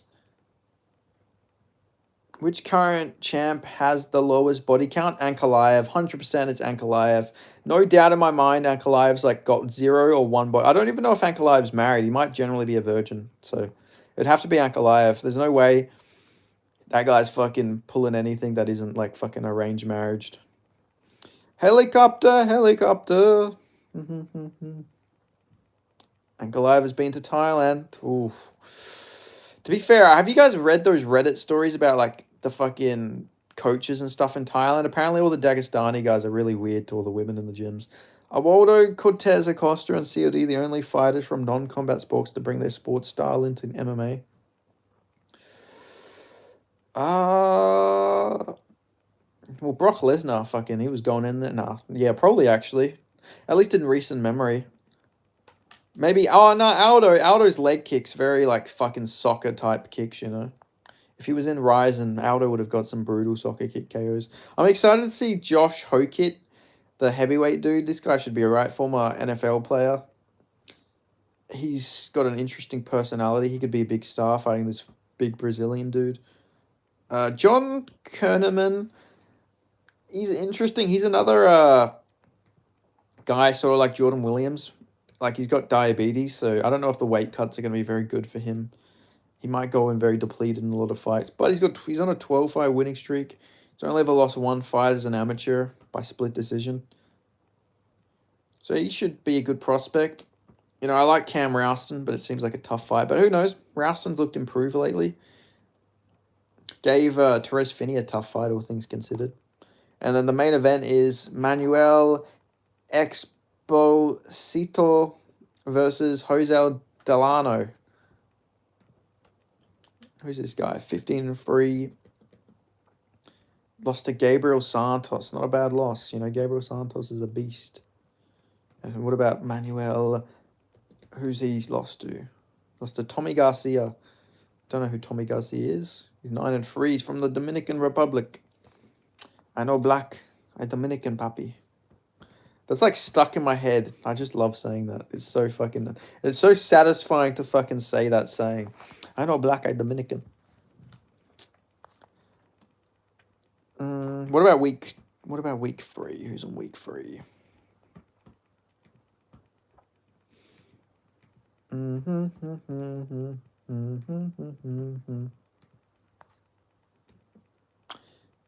Oh, I was already looking at this one. Let's look at week 4, actually. We've got Jack Oh my god, this guy's name is Condon. You're kidding me. This guy's name is legitimately Condon. Jack Condon. Shorty fighter, dirty boxing. Yoel Romero said that. Yoel, remember... Well, I don't know, saying remember the name. Yoel, soldier of God, Romero. But yeah, I'm taking it back. This guy's name is legitimately Condon. That's crazy. He's fighting a guy called Gene Paul. Yeah, no, the guy's name is spelled Kong Don. Yeah, no, Dong. Don, not Dong. Just Don. Like, yeah, interesting name. I wonder what country that last name is from. He's American, but I wonder. Almost sounds Vietnamese, yeah. Sounds Vietnamese, but this guy does not look very Vietnamese, you know, top guy. Interesting name. Then they've got Madel Nalio. What is this guy? No, okay. He's probably Brazilian. I thought he might have been Indian versus Samuel Silva. Samuel Silva sounds familiar. He sounds like a guy I've heard fight like 100 times. This is a guy who fought George Hardwick. That's why I remember his name. They got Theo Haig versus Michelle Olachichik's brother Cesare. Some good fights on here. Some good fights. Not bad, not bad. Tommy McMullen versus David Magoyan. Big fight. 2 undefeated prospects who are hyped up by a lot of people. Gullyham Pat versus Anthony Gurasico. Chanel Dyer versus Carol Foro. Oh, they got Chassan Blair on here. Interesting. Yeah, I thought this guy fought in Cage Warriors. Weird they're getting him on here, to be fair. He lost to... he lost to Cody Steele on Dana White Contender Series. That actually makes a lot of... Oh my god, this guy lost to Ahmed Hassanda. You can't have a guy who lost to Ahmed Hassanda on here. Got Loren Douglas versus Cam Tigu, the guy who lost to Kevin Valhos. They've got... Jesus Christ, this Felipe Franco guy looks fucking sauced out of his mind. Jesus Christ, this is a juicy boy. Oh my god. I don't know why they keep bringing Chassan Blair on. I have no idea either. What is the benefit to it? Like, who are they trying to... Like, are they just using him to, like, build up other prospects? Like, I don't get it. I really don't get it. Got Luis... Man, this guy fighting... There's a guy fighting on... against this Russian dude. This is a Brazilian guy called Felipe Franco Nagayo. His last win was a 0-0 opponent. The win before that is 0-1. Then he beat a 19-16 guy. Then he beat a 0-0 guy, 0-2 guy, 0-0, 0-2, and 0-5. He's beat one person with a winning record, and he's on Dana White Contender Series. Are you fucking shitting me?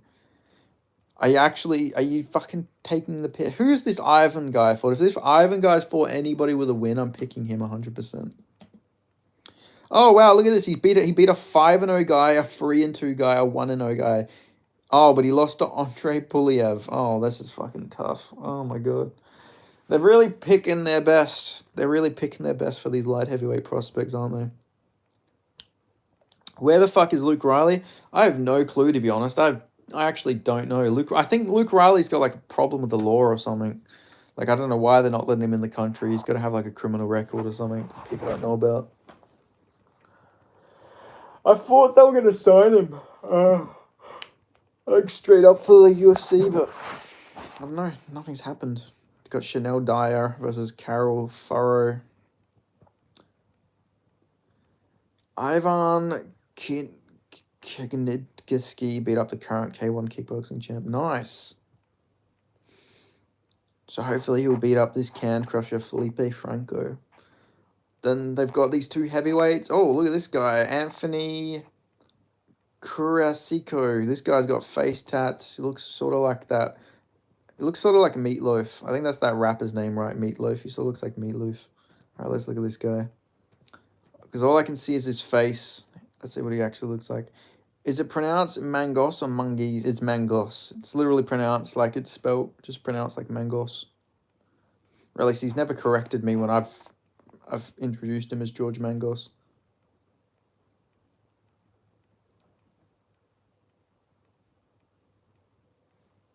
Damn, this guy doesn't look that fat, actually. He looks sort of built.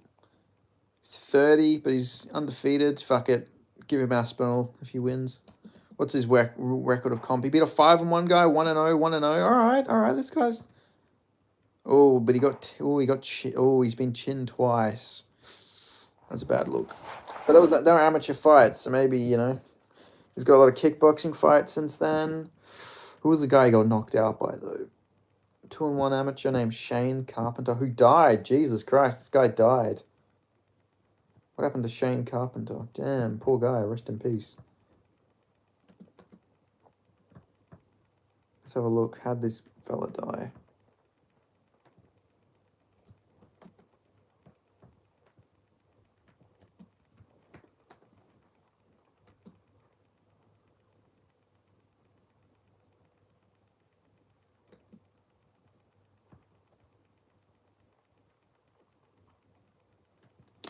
The plural of mangos is like mangoes, at least in American. That's why I ask. Yeah, true. This is with deep sadness. I share that our colleague Shane Carpenter unexpectedly passed away. Damn. May he rest in peace.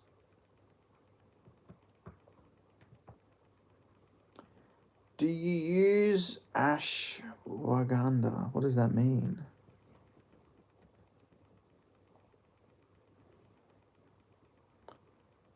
What is this? Let me look it. I looked it up. Is a herb known for... Oh, I think I've used this before, maybe?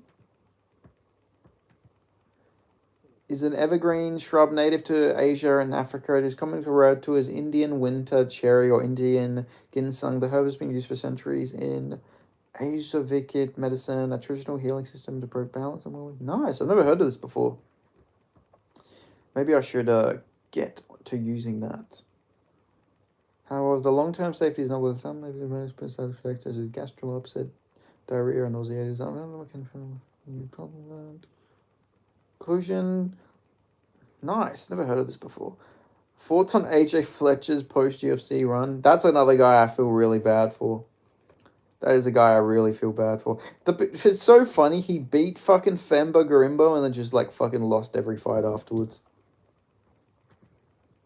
Like, Femba Garimbo made it to a Luque fight. And AJ Fletcher is fighting for his life to win on the regional scene. Like, it's sad, eh? And he actually did really good against Semmelsberger too, actually, as well. And against Lusa. Like, he actually had some really good performances, but after he lost a battle, he just fell off. Lost to a 4-3 guy, for fuck's sake. I really thought Marshall Semmelsberger was going to be the new Luque. Me too, man. Me too. I thought he was going to be like a welterweight Josh Emmett. Like, he had such crazy KO power, and his like takedown defense didn't used to be bad, but I don't know. Then he just sort of fell off. How did he get chinned by Radke so easily as well? Like, it was just all so weird. He dropped battle. Did he drop battle? Damn. Yeah, Fletcher, I don't know. I feel like Fletcher's going to be one of those guys, if he fights ever again, he's going to be a guy who just ends up going on like a win streak, has like a redemption story, and comes into the UFC and maybe wins like a fight or two. Phoenix boxing battle, 140 live from Korach Ken Hall in Tokyo, Nippon, is on today. Nice. Anthony Kurosoko beat Schofelder from last year's Dana White Contender Series. It's just so crazy to like. There are so many of these guys' names you will mention, and I watched every Dana White Contender Series last year, and I just don't remember some of these fucking guys, man. It's just like there's that many fucking like, especially like the heavyweights. I just think like I don't know. I'll watch a heavyweight, and then if they lose, I'm like, all right, they're done. You know, like it's just, if a heavyweight loses, I never have any like I just don't think very positively for their like future MMA career. It's like, all right, they've lost, they're probably done as a prospect now.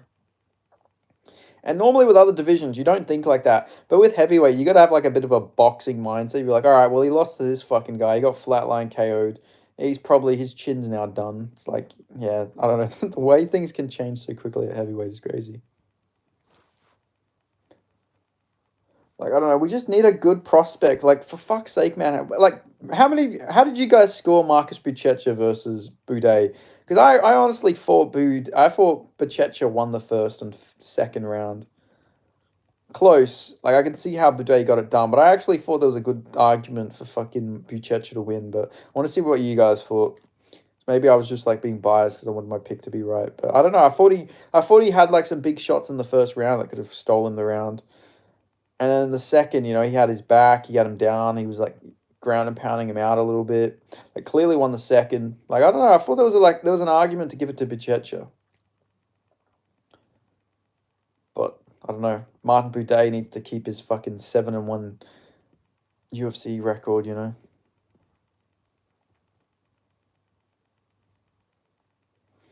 Because he's the GOAT. Like, I don't know.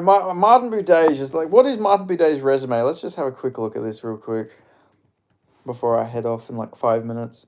Martin Buday.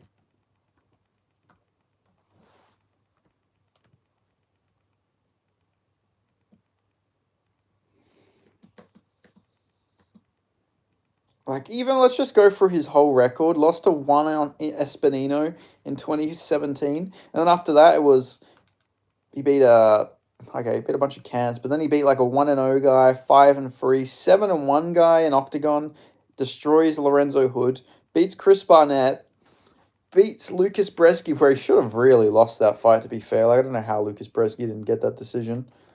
Then he beats fucking Jake Collier, beats Josh Parisian, who are all not very good at all, actually, now that I'm saying this out loud.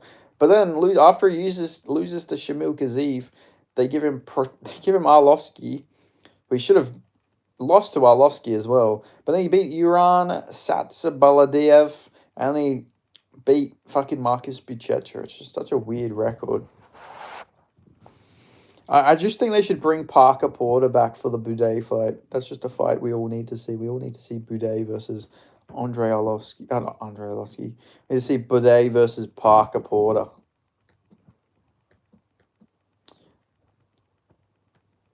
What's it called? Wait, what the fuck? When did Andre Arlovsky have a bare knuckle fight? What the fuck?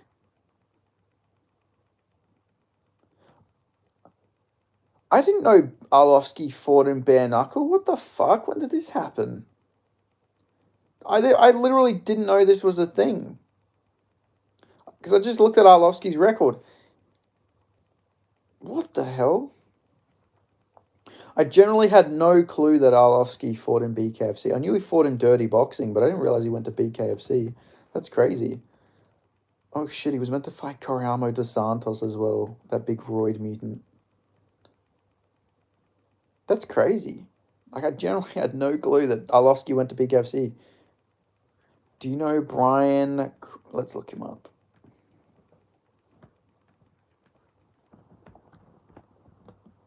Brian Creighton.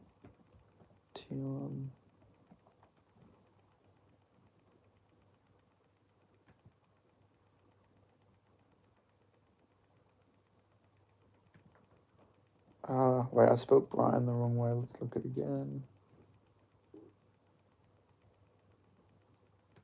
Who is this dude? The Big Bad Wolf, formerly Bunny MMA. The name rings a bell. Unk MMA. Let's have a look for Unk MMA real quick. What was your nightmare about Brian Cretiton? by the way, Otis. What did you even dream about? Yeah, I know. Dos Santos killed poor Uncle Alexei Olenek. I don't know. Out of all the fights in the world, why would you? Out of all of the sports you could do in the world, why would Olenek try and do BKFC? You're literally my brother in Christ. You're a pure fucking grappler. I got chased by him in a nightmare. He was under the bed. Yeah, but let's look up Unk MMA. Do you know Schmitty MMA? Yeah, man. I know Schmitty. Unk MMA. I think somebody told me Smalley Dill Smith MMA. Steve, how do you fucking always get into these streams? Every single time I see you in here, mate. Don't forget to click that like button, mate. What are you doing? How long you been in here? He's live now. Bro, what the fuck? I think I've seen him before because he's got really funny thumbnails, right? UFC facts and stats you probably didn't know, and it's just a photo of Bryce Mitchell that says, bro drilled his in sack. I mean, factual, but still. So it looks like Rigo. It looks like Rigo MMA, to be honest. Yes, Dos Santos lost to the great Datsik. I remember when Datsik fought Fedor's brother, and the headline was convicted rapist versus neo-Nazi. What a fucking headline. What a scrap that is. Like, like it's the best way to describe it. Would you lose to Rigo in a fight? No, I would not lose to Rigo in a fight. Rigo's like 100... I don't know. Rigo looks like 120 pounds. Do you have Walgreens in Australia? I don't think we have Walgreens, no. At least not where I live. Let's look it up. Walgreens, Australia. Nah, we don't have any Walgreens here. 120 pounds of pure chat. Was this guy American? Where's this guy from anyway? I've never watched him before. But he really looks like Rigo. I remember Rigo lost his like fucking channel because he had like his old college. Yeah, he used like his college fucking email and he couldn't re-access it because they deleted his email, so he like just straight lost his channel, which is rough. Which is, yeah, that's tough, you know, after building up your channel for all that time. It's so rough.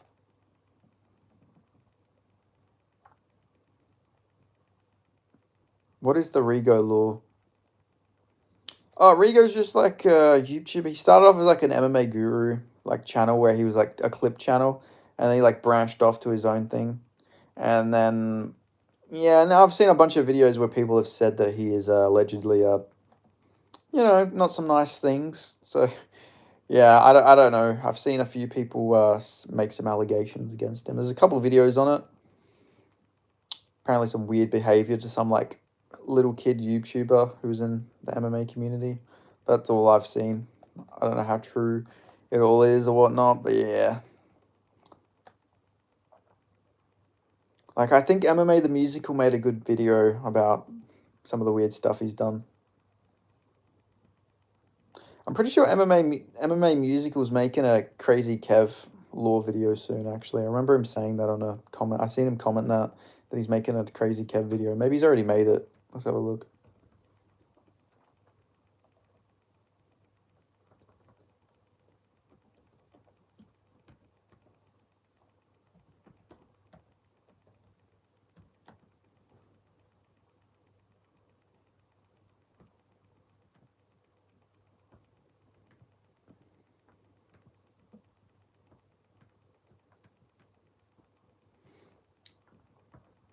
Oh yeah, there's the video. Here's the absolute degeneracy of Rigo is the name of the video that Musical MMA made.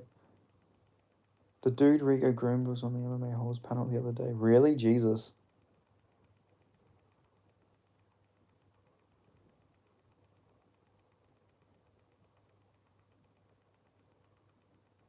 I mean, I would imagine that guy isn't too young now. I mean, I don't know how when all this shit happened, to be fair. I try not to keep up with all the like stupid drama and stuff like that. I don't really concern myself with that type of stuff. At the end of the day, it's just fucking YouTube. But like, yeah, if someone's a predator, that's not good.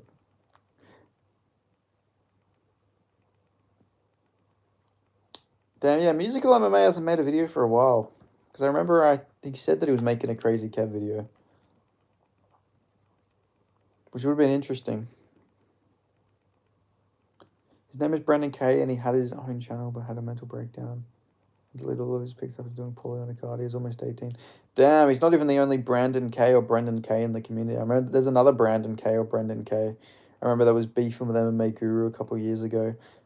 Because I think there was a Brendan K or a Brandon K, and his channel was like same size as Guru's, but then Guru's channel like overtook his, and then yeah, sort of didn't grow to the extent that Guru did, but they were beefing for a little bit.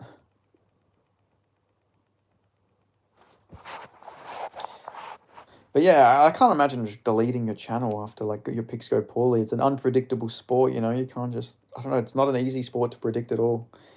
If it was easy, everybody would do MMA predictions, I mean, everyone can. It's not like you lose anything from doing it, but to have a good picking record is tough, You can't all be me. To be fair, some of my picks have been fucking pretty rough this year, but I'm in the top 10. Hopefully I can stay in the top 10. I'm still very happy with my Davey Grant prediction.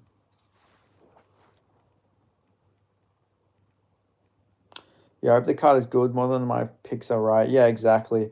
I'm the exact same. Like I pick against my favorite fighters sometimes, so it's like a win-win though. Like either I get my pick wrong, or either I get my pick right or I get my pick wrong, and one of my favorite fighters wins. So sometimes I pick against my favorite fighters maybe a bit more than I should.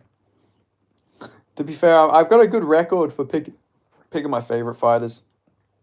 Everyone picked Muslim Salikov. How did everybody know Muslim Salikov was going to fucking win?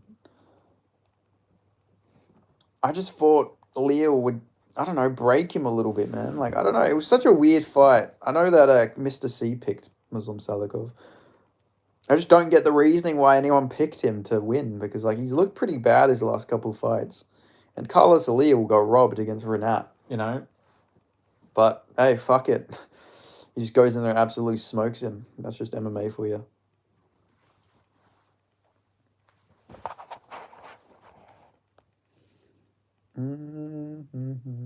Also, guys, remember, you guys can become a member. I have a membership. Nobody has become a member. While I've got you all in here, become a member, please, for the love of God. I need at least one member so I could at least feel like I'm making, like, something of myself. Come on, guys. Somebody become a member today. It's as little as $1.99. I picked Salikov, Grant, I picked Costa and Pitbull, I picked Usman over Buckley. Good picks, good picks. Paul the Whale, Mike Langle, he'll member up for sure. I hope so. I need my members. I need help, guys. Come on. Andreas Gustafsson is going to absolutely smoke Renat. I hope so. I like Andreas Gustafsson a lot. I'm a big fan. What comes with membership? If at this point, if you become a member, I'm just gonna shout you out of like right now, because like it'll be a very small amount of members. If you become a member, I will shout you out at the end of every video at this point. That's I'm adding that to the fucking, I'm adding it. Even in my interviews with the fighters, I'll fucking shout yous out at the end. I'll write yous down. I'll write down all my members. And I'll fucking shout yous out at the end of the video. So yeah, I'll do that. And plus I'll do member streams where I can be a bit more unhinged. And yeah, I don't know. I'll figure out some more stuff to do. But become a member today, please. Then we can have more unhinged conversations because I don't have to fucking worry about getting fucking reported. Google Play doesn't accept my American debit card anymore, so I need to try with my Viet card one of these days. Yeah, 100%. Help a brother out, man. I don't know, it would just feel cool for me as well to have like a members. Plus, maybe I'll release like interviews earlier or something when I interview like big fighters, or I don't know, I'll figure something out. Do like early releases or something.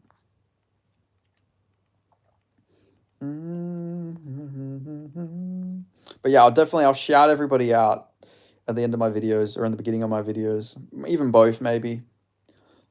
At this point, if one person becomes a member, I'll shout you out like fucking 2 times in my videos at this point. I've got my whole speech figured out, It'll be like, we're back for another UFC card, and before we begin, I just want to give a shout out to all the members who help this channel. And then, you know, I'll say whoever's names it is. Yada yada. Remember video 2? 2 blokes and some cocaine. Yeah, why not? Why not? Why not? That'll be a good old time. That'll be a fun time. Fun old time. We should start $1.99, you say? Yes, correct. At least Australian. It's $1.99 Australian, I think. So maybe even cheaper. Or maybe it's $1.99 American. But yeah, it's just that much. You know, nothing too crazy, you know. I'll give a little shout out. At least while the members is small, you know. Once it gets, if eventually when the membership gets like really high, then maybe I'll figure out another way to shout everybody out. But yeah, I'll just shout out all the members, you know. Actually, it's a good thing because if I do that, that'll add like a couple extra minutes into my videos. I would do it for my other channel, Mixed Martial Artist. Drugs are bad, okay. Drugs are bad, okay. Combat Casual sub to you. Good man, thank you, Casual. Combat Casual, what a guy, what a guy. Good man.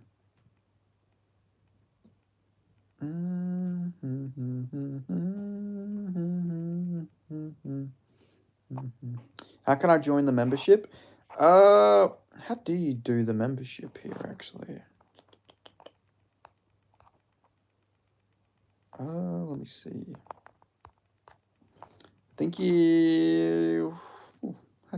I think you can, there's a join membership button. It says join next to the subscribe. You click join and then, yeah, you can start a membership. How's your day? My day's good, Rotten Steam. How you been, man? Hope you've been good.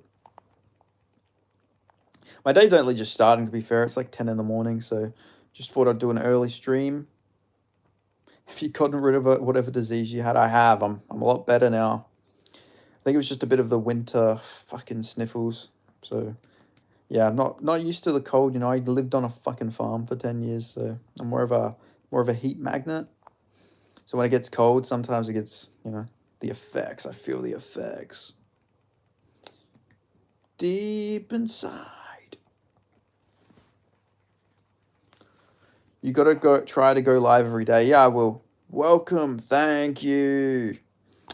We got our first member, Mixed Martial Artist. Thank you. Rick Shaw, you're the man. We got a member. I have joined. Good man, look at that. He's got a photo of my face next to him. What a man. What a fucking guy. What a guy. See, now I got to shout you out. Do you want me to shout out Rick Shaw or do you want me to say Mixed Martial Artist every time? I'm good. Been playing games all day. I'm brain rotting. Nice. What games you been playing? Finally, my first member. I'm so happy. Rick Shaw, you're the man.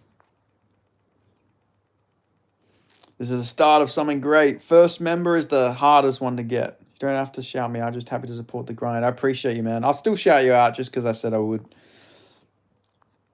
Plus, it'll be funny every video. And also, shout out to my one member, the Mixed Martial Artist, Rick Shaw. The Division 2. Never played the Division 2. I've been grinding the GTA trilogy lately. The definitive editions on PlayStation 5.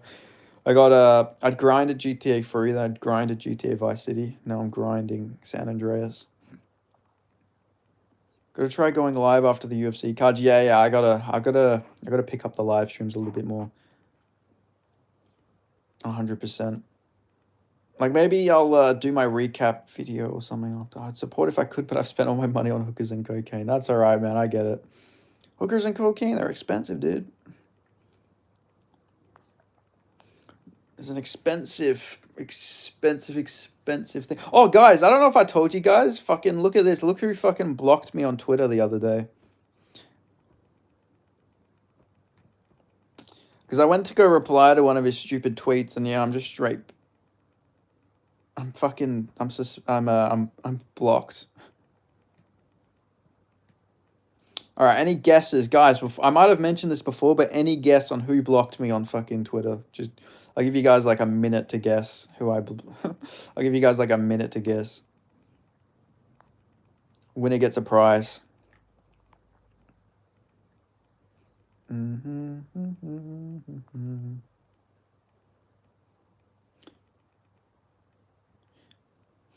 All right. I'll show you guys. This is the man. This is who suspended. This is who blocked me.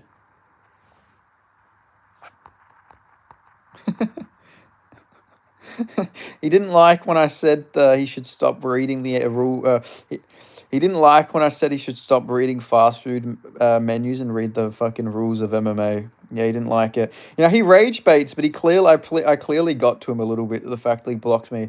Like I know a lot of people say, don't feed the troll, especially don't feed MMA Joey. You know, he's fucking eaten enough. But the fact that he actually blocked me, I think I actually got to him. I think he actually took what I said to heart because a lot of people shit on him. The fact that he actually blocked me means that like I actually like fucking must have got him. Because I was like ratioing him like fucking every day. He would like put up a thing. I'll just reply and call him like a fat cunt or something. And like I guess I don't know.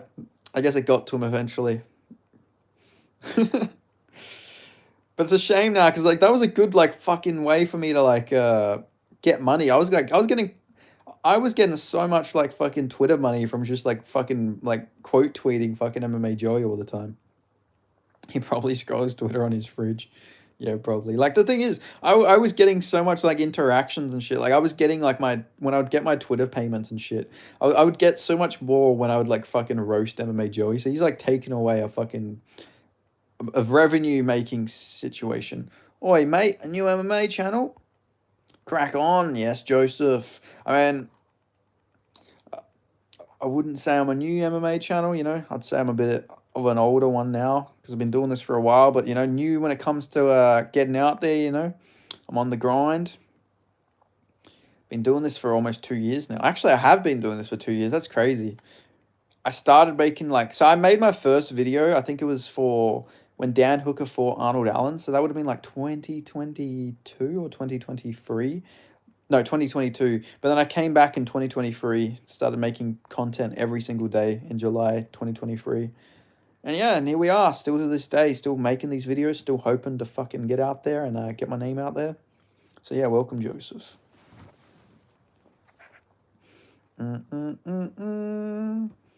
Why can't we be friends? Why can't we be friends? Why can't we be friends?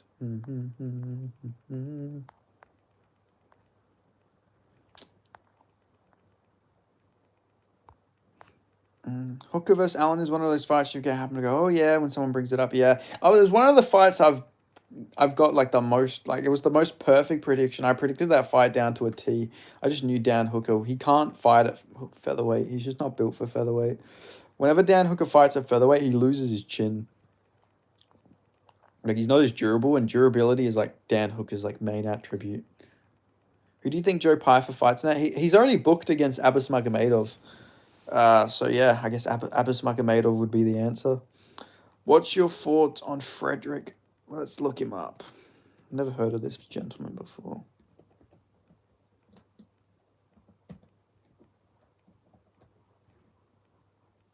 Oh, this guy. Yeah, I have heard of this guy, actually. You're talking about Neanderthal fucking... I've never actually said this guy's name before. I just know him as Neanderthal MMA. I think he's not that good. I think he's... I don't think he's that great. Since you're on Twitter and you constantly ghost me on IG, you should look up Compact Casual ID. No spaces and ID as in Idaho.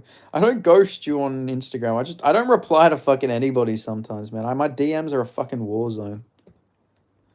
Like so many fucking people. Like I get double messaged a lot. Like what the fuck what could you possibly be doing where you can't reply to me?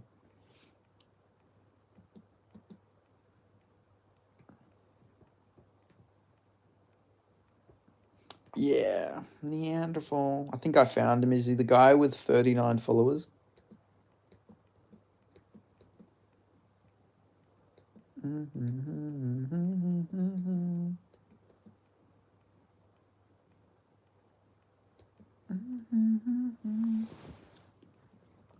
Neanderthal MMA. Yeah, but yeah, going on to Neanderthal MMA, I don't think he'll ever be a champion. Or if he gets to the UFC, he's gonna get smoked brutally. He's just too one-dimensional. He's just pure jiu-jitsu. He doesn't. I don't think he has any striking whatsoever. Your DMs are a war zone of baddies and people. Hey, maybe, man, maybe. So both for that and then just like random fucking Asian scammers in my DMs. So many fucking Asian scammers try and message me in there. Like I'm whenever I'm like on a fucking dating app, I used to always match with like I just oh my god. I was about to read out what you just said, or just the beefy one, but I won't say that. Like, yeah, whenever I'd match with like people, or not people, girls on like fucking Tinder a couple years ago, I'd always match with like Filipinos who are using passport mode. And if that ever happens to you, you gotta be careful because they're always scammers. They're always trying to get like, they have like a whole scamming technique over in the Philippines where they'll try and get your face and they'll just like use a random dick and say it's yours. They tried to pull that one on me once, and I just said I don't care. Like I was like, that's clearly not my finger because they used like some guy who had like really fat thumbs, and like my thumbs aren't like that fat. So I was like, that's like just clearly not fucking me. Like if you say it to anybody that's mine, I just don't care. Because they wanted like, I don't know, they wanted like $500 or something. I was like, I'm not paying that. If anyone ever got my dick, I just don't care. You can fucking post it for all I care. I'm not paying anybody. That's the thing. That's why I'd be the perfect politician. I'm unblackmailable. You know, you can't blackmail me. I just have no shame. You know, I'd never fall to APAC. APAC will fall for me. Mossad got nothing on me. I'll be fine, you know? I'd be the perfect politician. To be fair, though, JFK didn't get blackmailed and he got fucking sniped. So maybe maybe that's how they'll get me. They'll just threaten to kill me. Because then that could maybe work.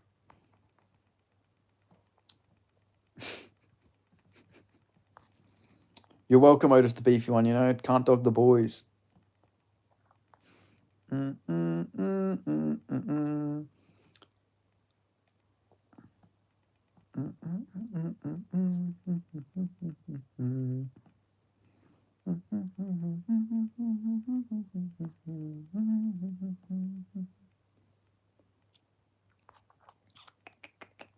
But anyway, yeah, if you guys are new to chat, make sure you're subscribed.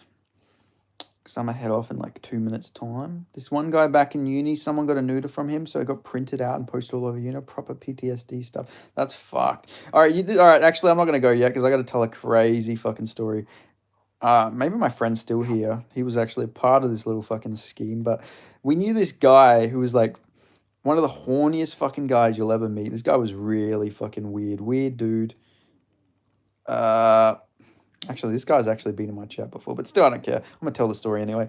So he got. Do you think you have a bit of the Skarsgård gene in you? What, like Scandinavian? I think so. I think I got some Scandinavian. My dad's family's from Jersey in the Channel Islands, which a lot of people there got like Norman last names and shit. So maybe there's some Scandinavian mixed in there somewhere. But yeah, what I was gonna say, this is a crazy story. So this guy who's like super like horny dude. Back in the day, we had this app called Yellow, and now it's called Yubo, and like it was pretty much like Tinder for underage people, I guess, because like you can use it if you're of age as well. But like when we were all younger, a lot of people would use it to like just find girls or find whatever, you know. And so my friends made a fake account, and this like guy we were in our friendship group, he matched with them, and he was just immediately like out the gun, like horny as fuck, like talking dirty and shit like that. And they got him to send a dick pic, but then they were like, well, how do we know this is yours? And so then he sent a selfie with his fucking dick in the photo. And then after that, my friends replied back with, we know who you are. And then they like replied back with his sister's name. And then when he came to school, he knew that the person had his fucking dick. He didn't know who it was, but by that time, like a bunch of people had already seen it. And eventually my friends had to tell him it was them because like he was about to go to the police. So yeah, it was quite a situation. This guy always put himself in stupid situations because he also got fucked because there was like a photo of him wearing like his sister's bra or something as well. They got like posted around the school. So this guy just kept putting himself in really bad situations. Like this is why you don't put your fucking face in weird shit. You know, if he just posted his dick, yeah, it would have been bad, but at least you can deny it. You could have just said you got it off the fucking internet. But you just straight put his fucking face in it, you know? It's risky stuff when you do that, you know? Like, it's just like you're playing a stupid fucking game, man. He's my hero now. There goes my hero.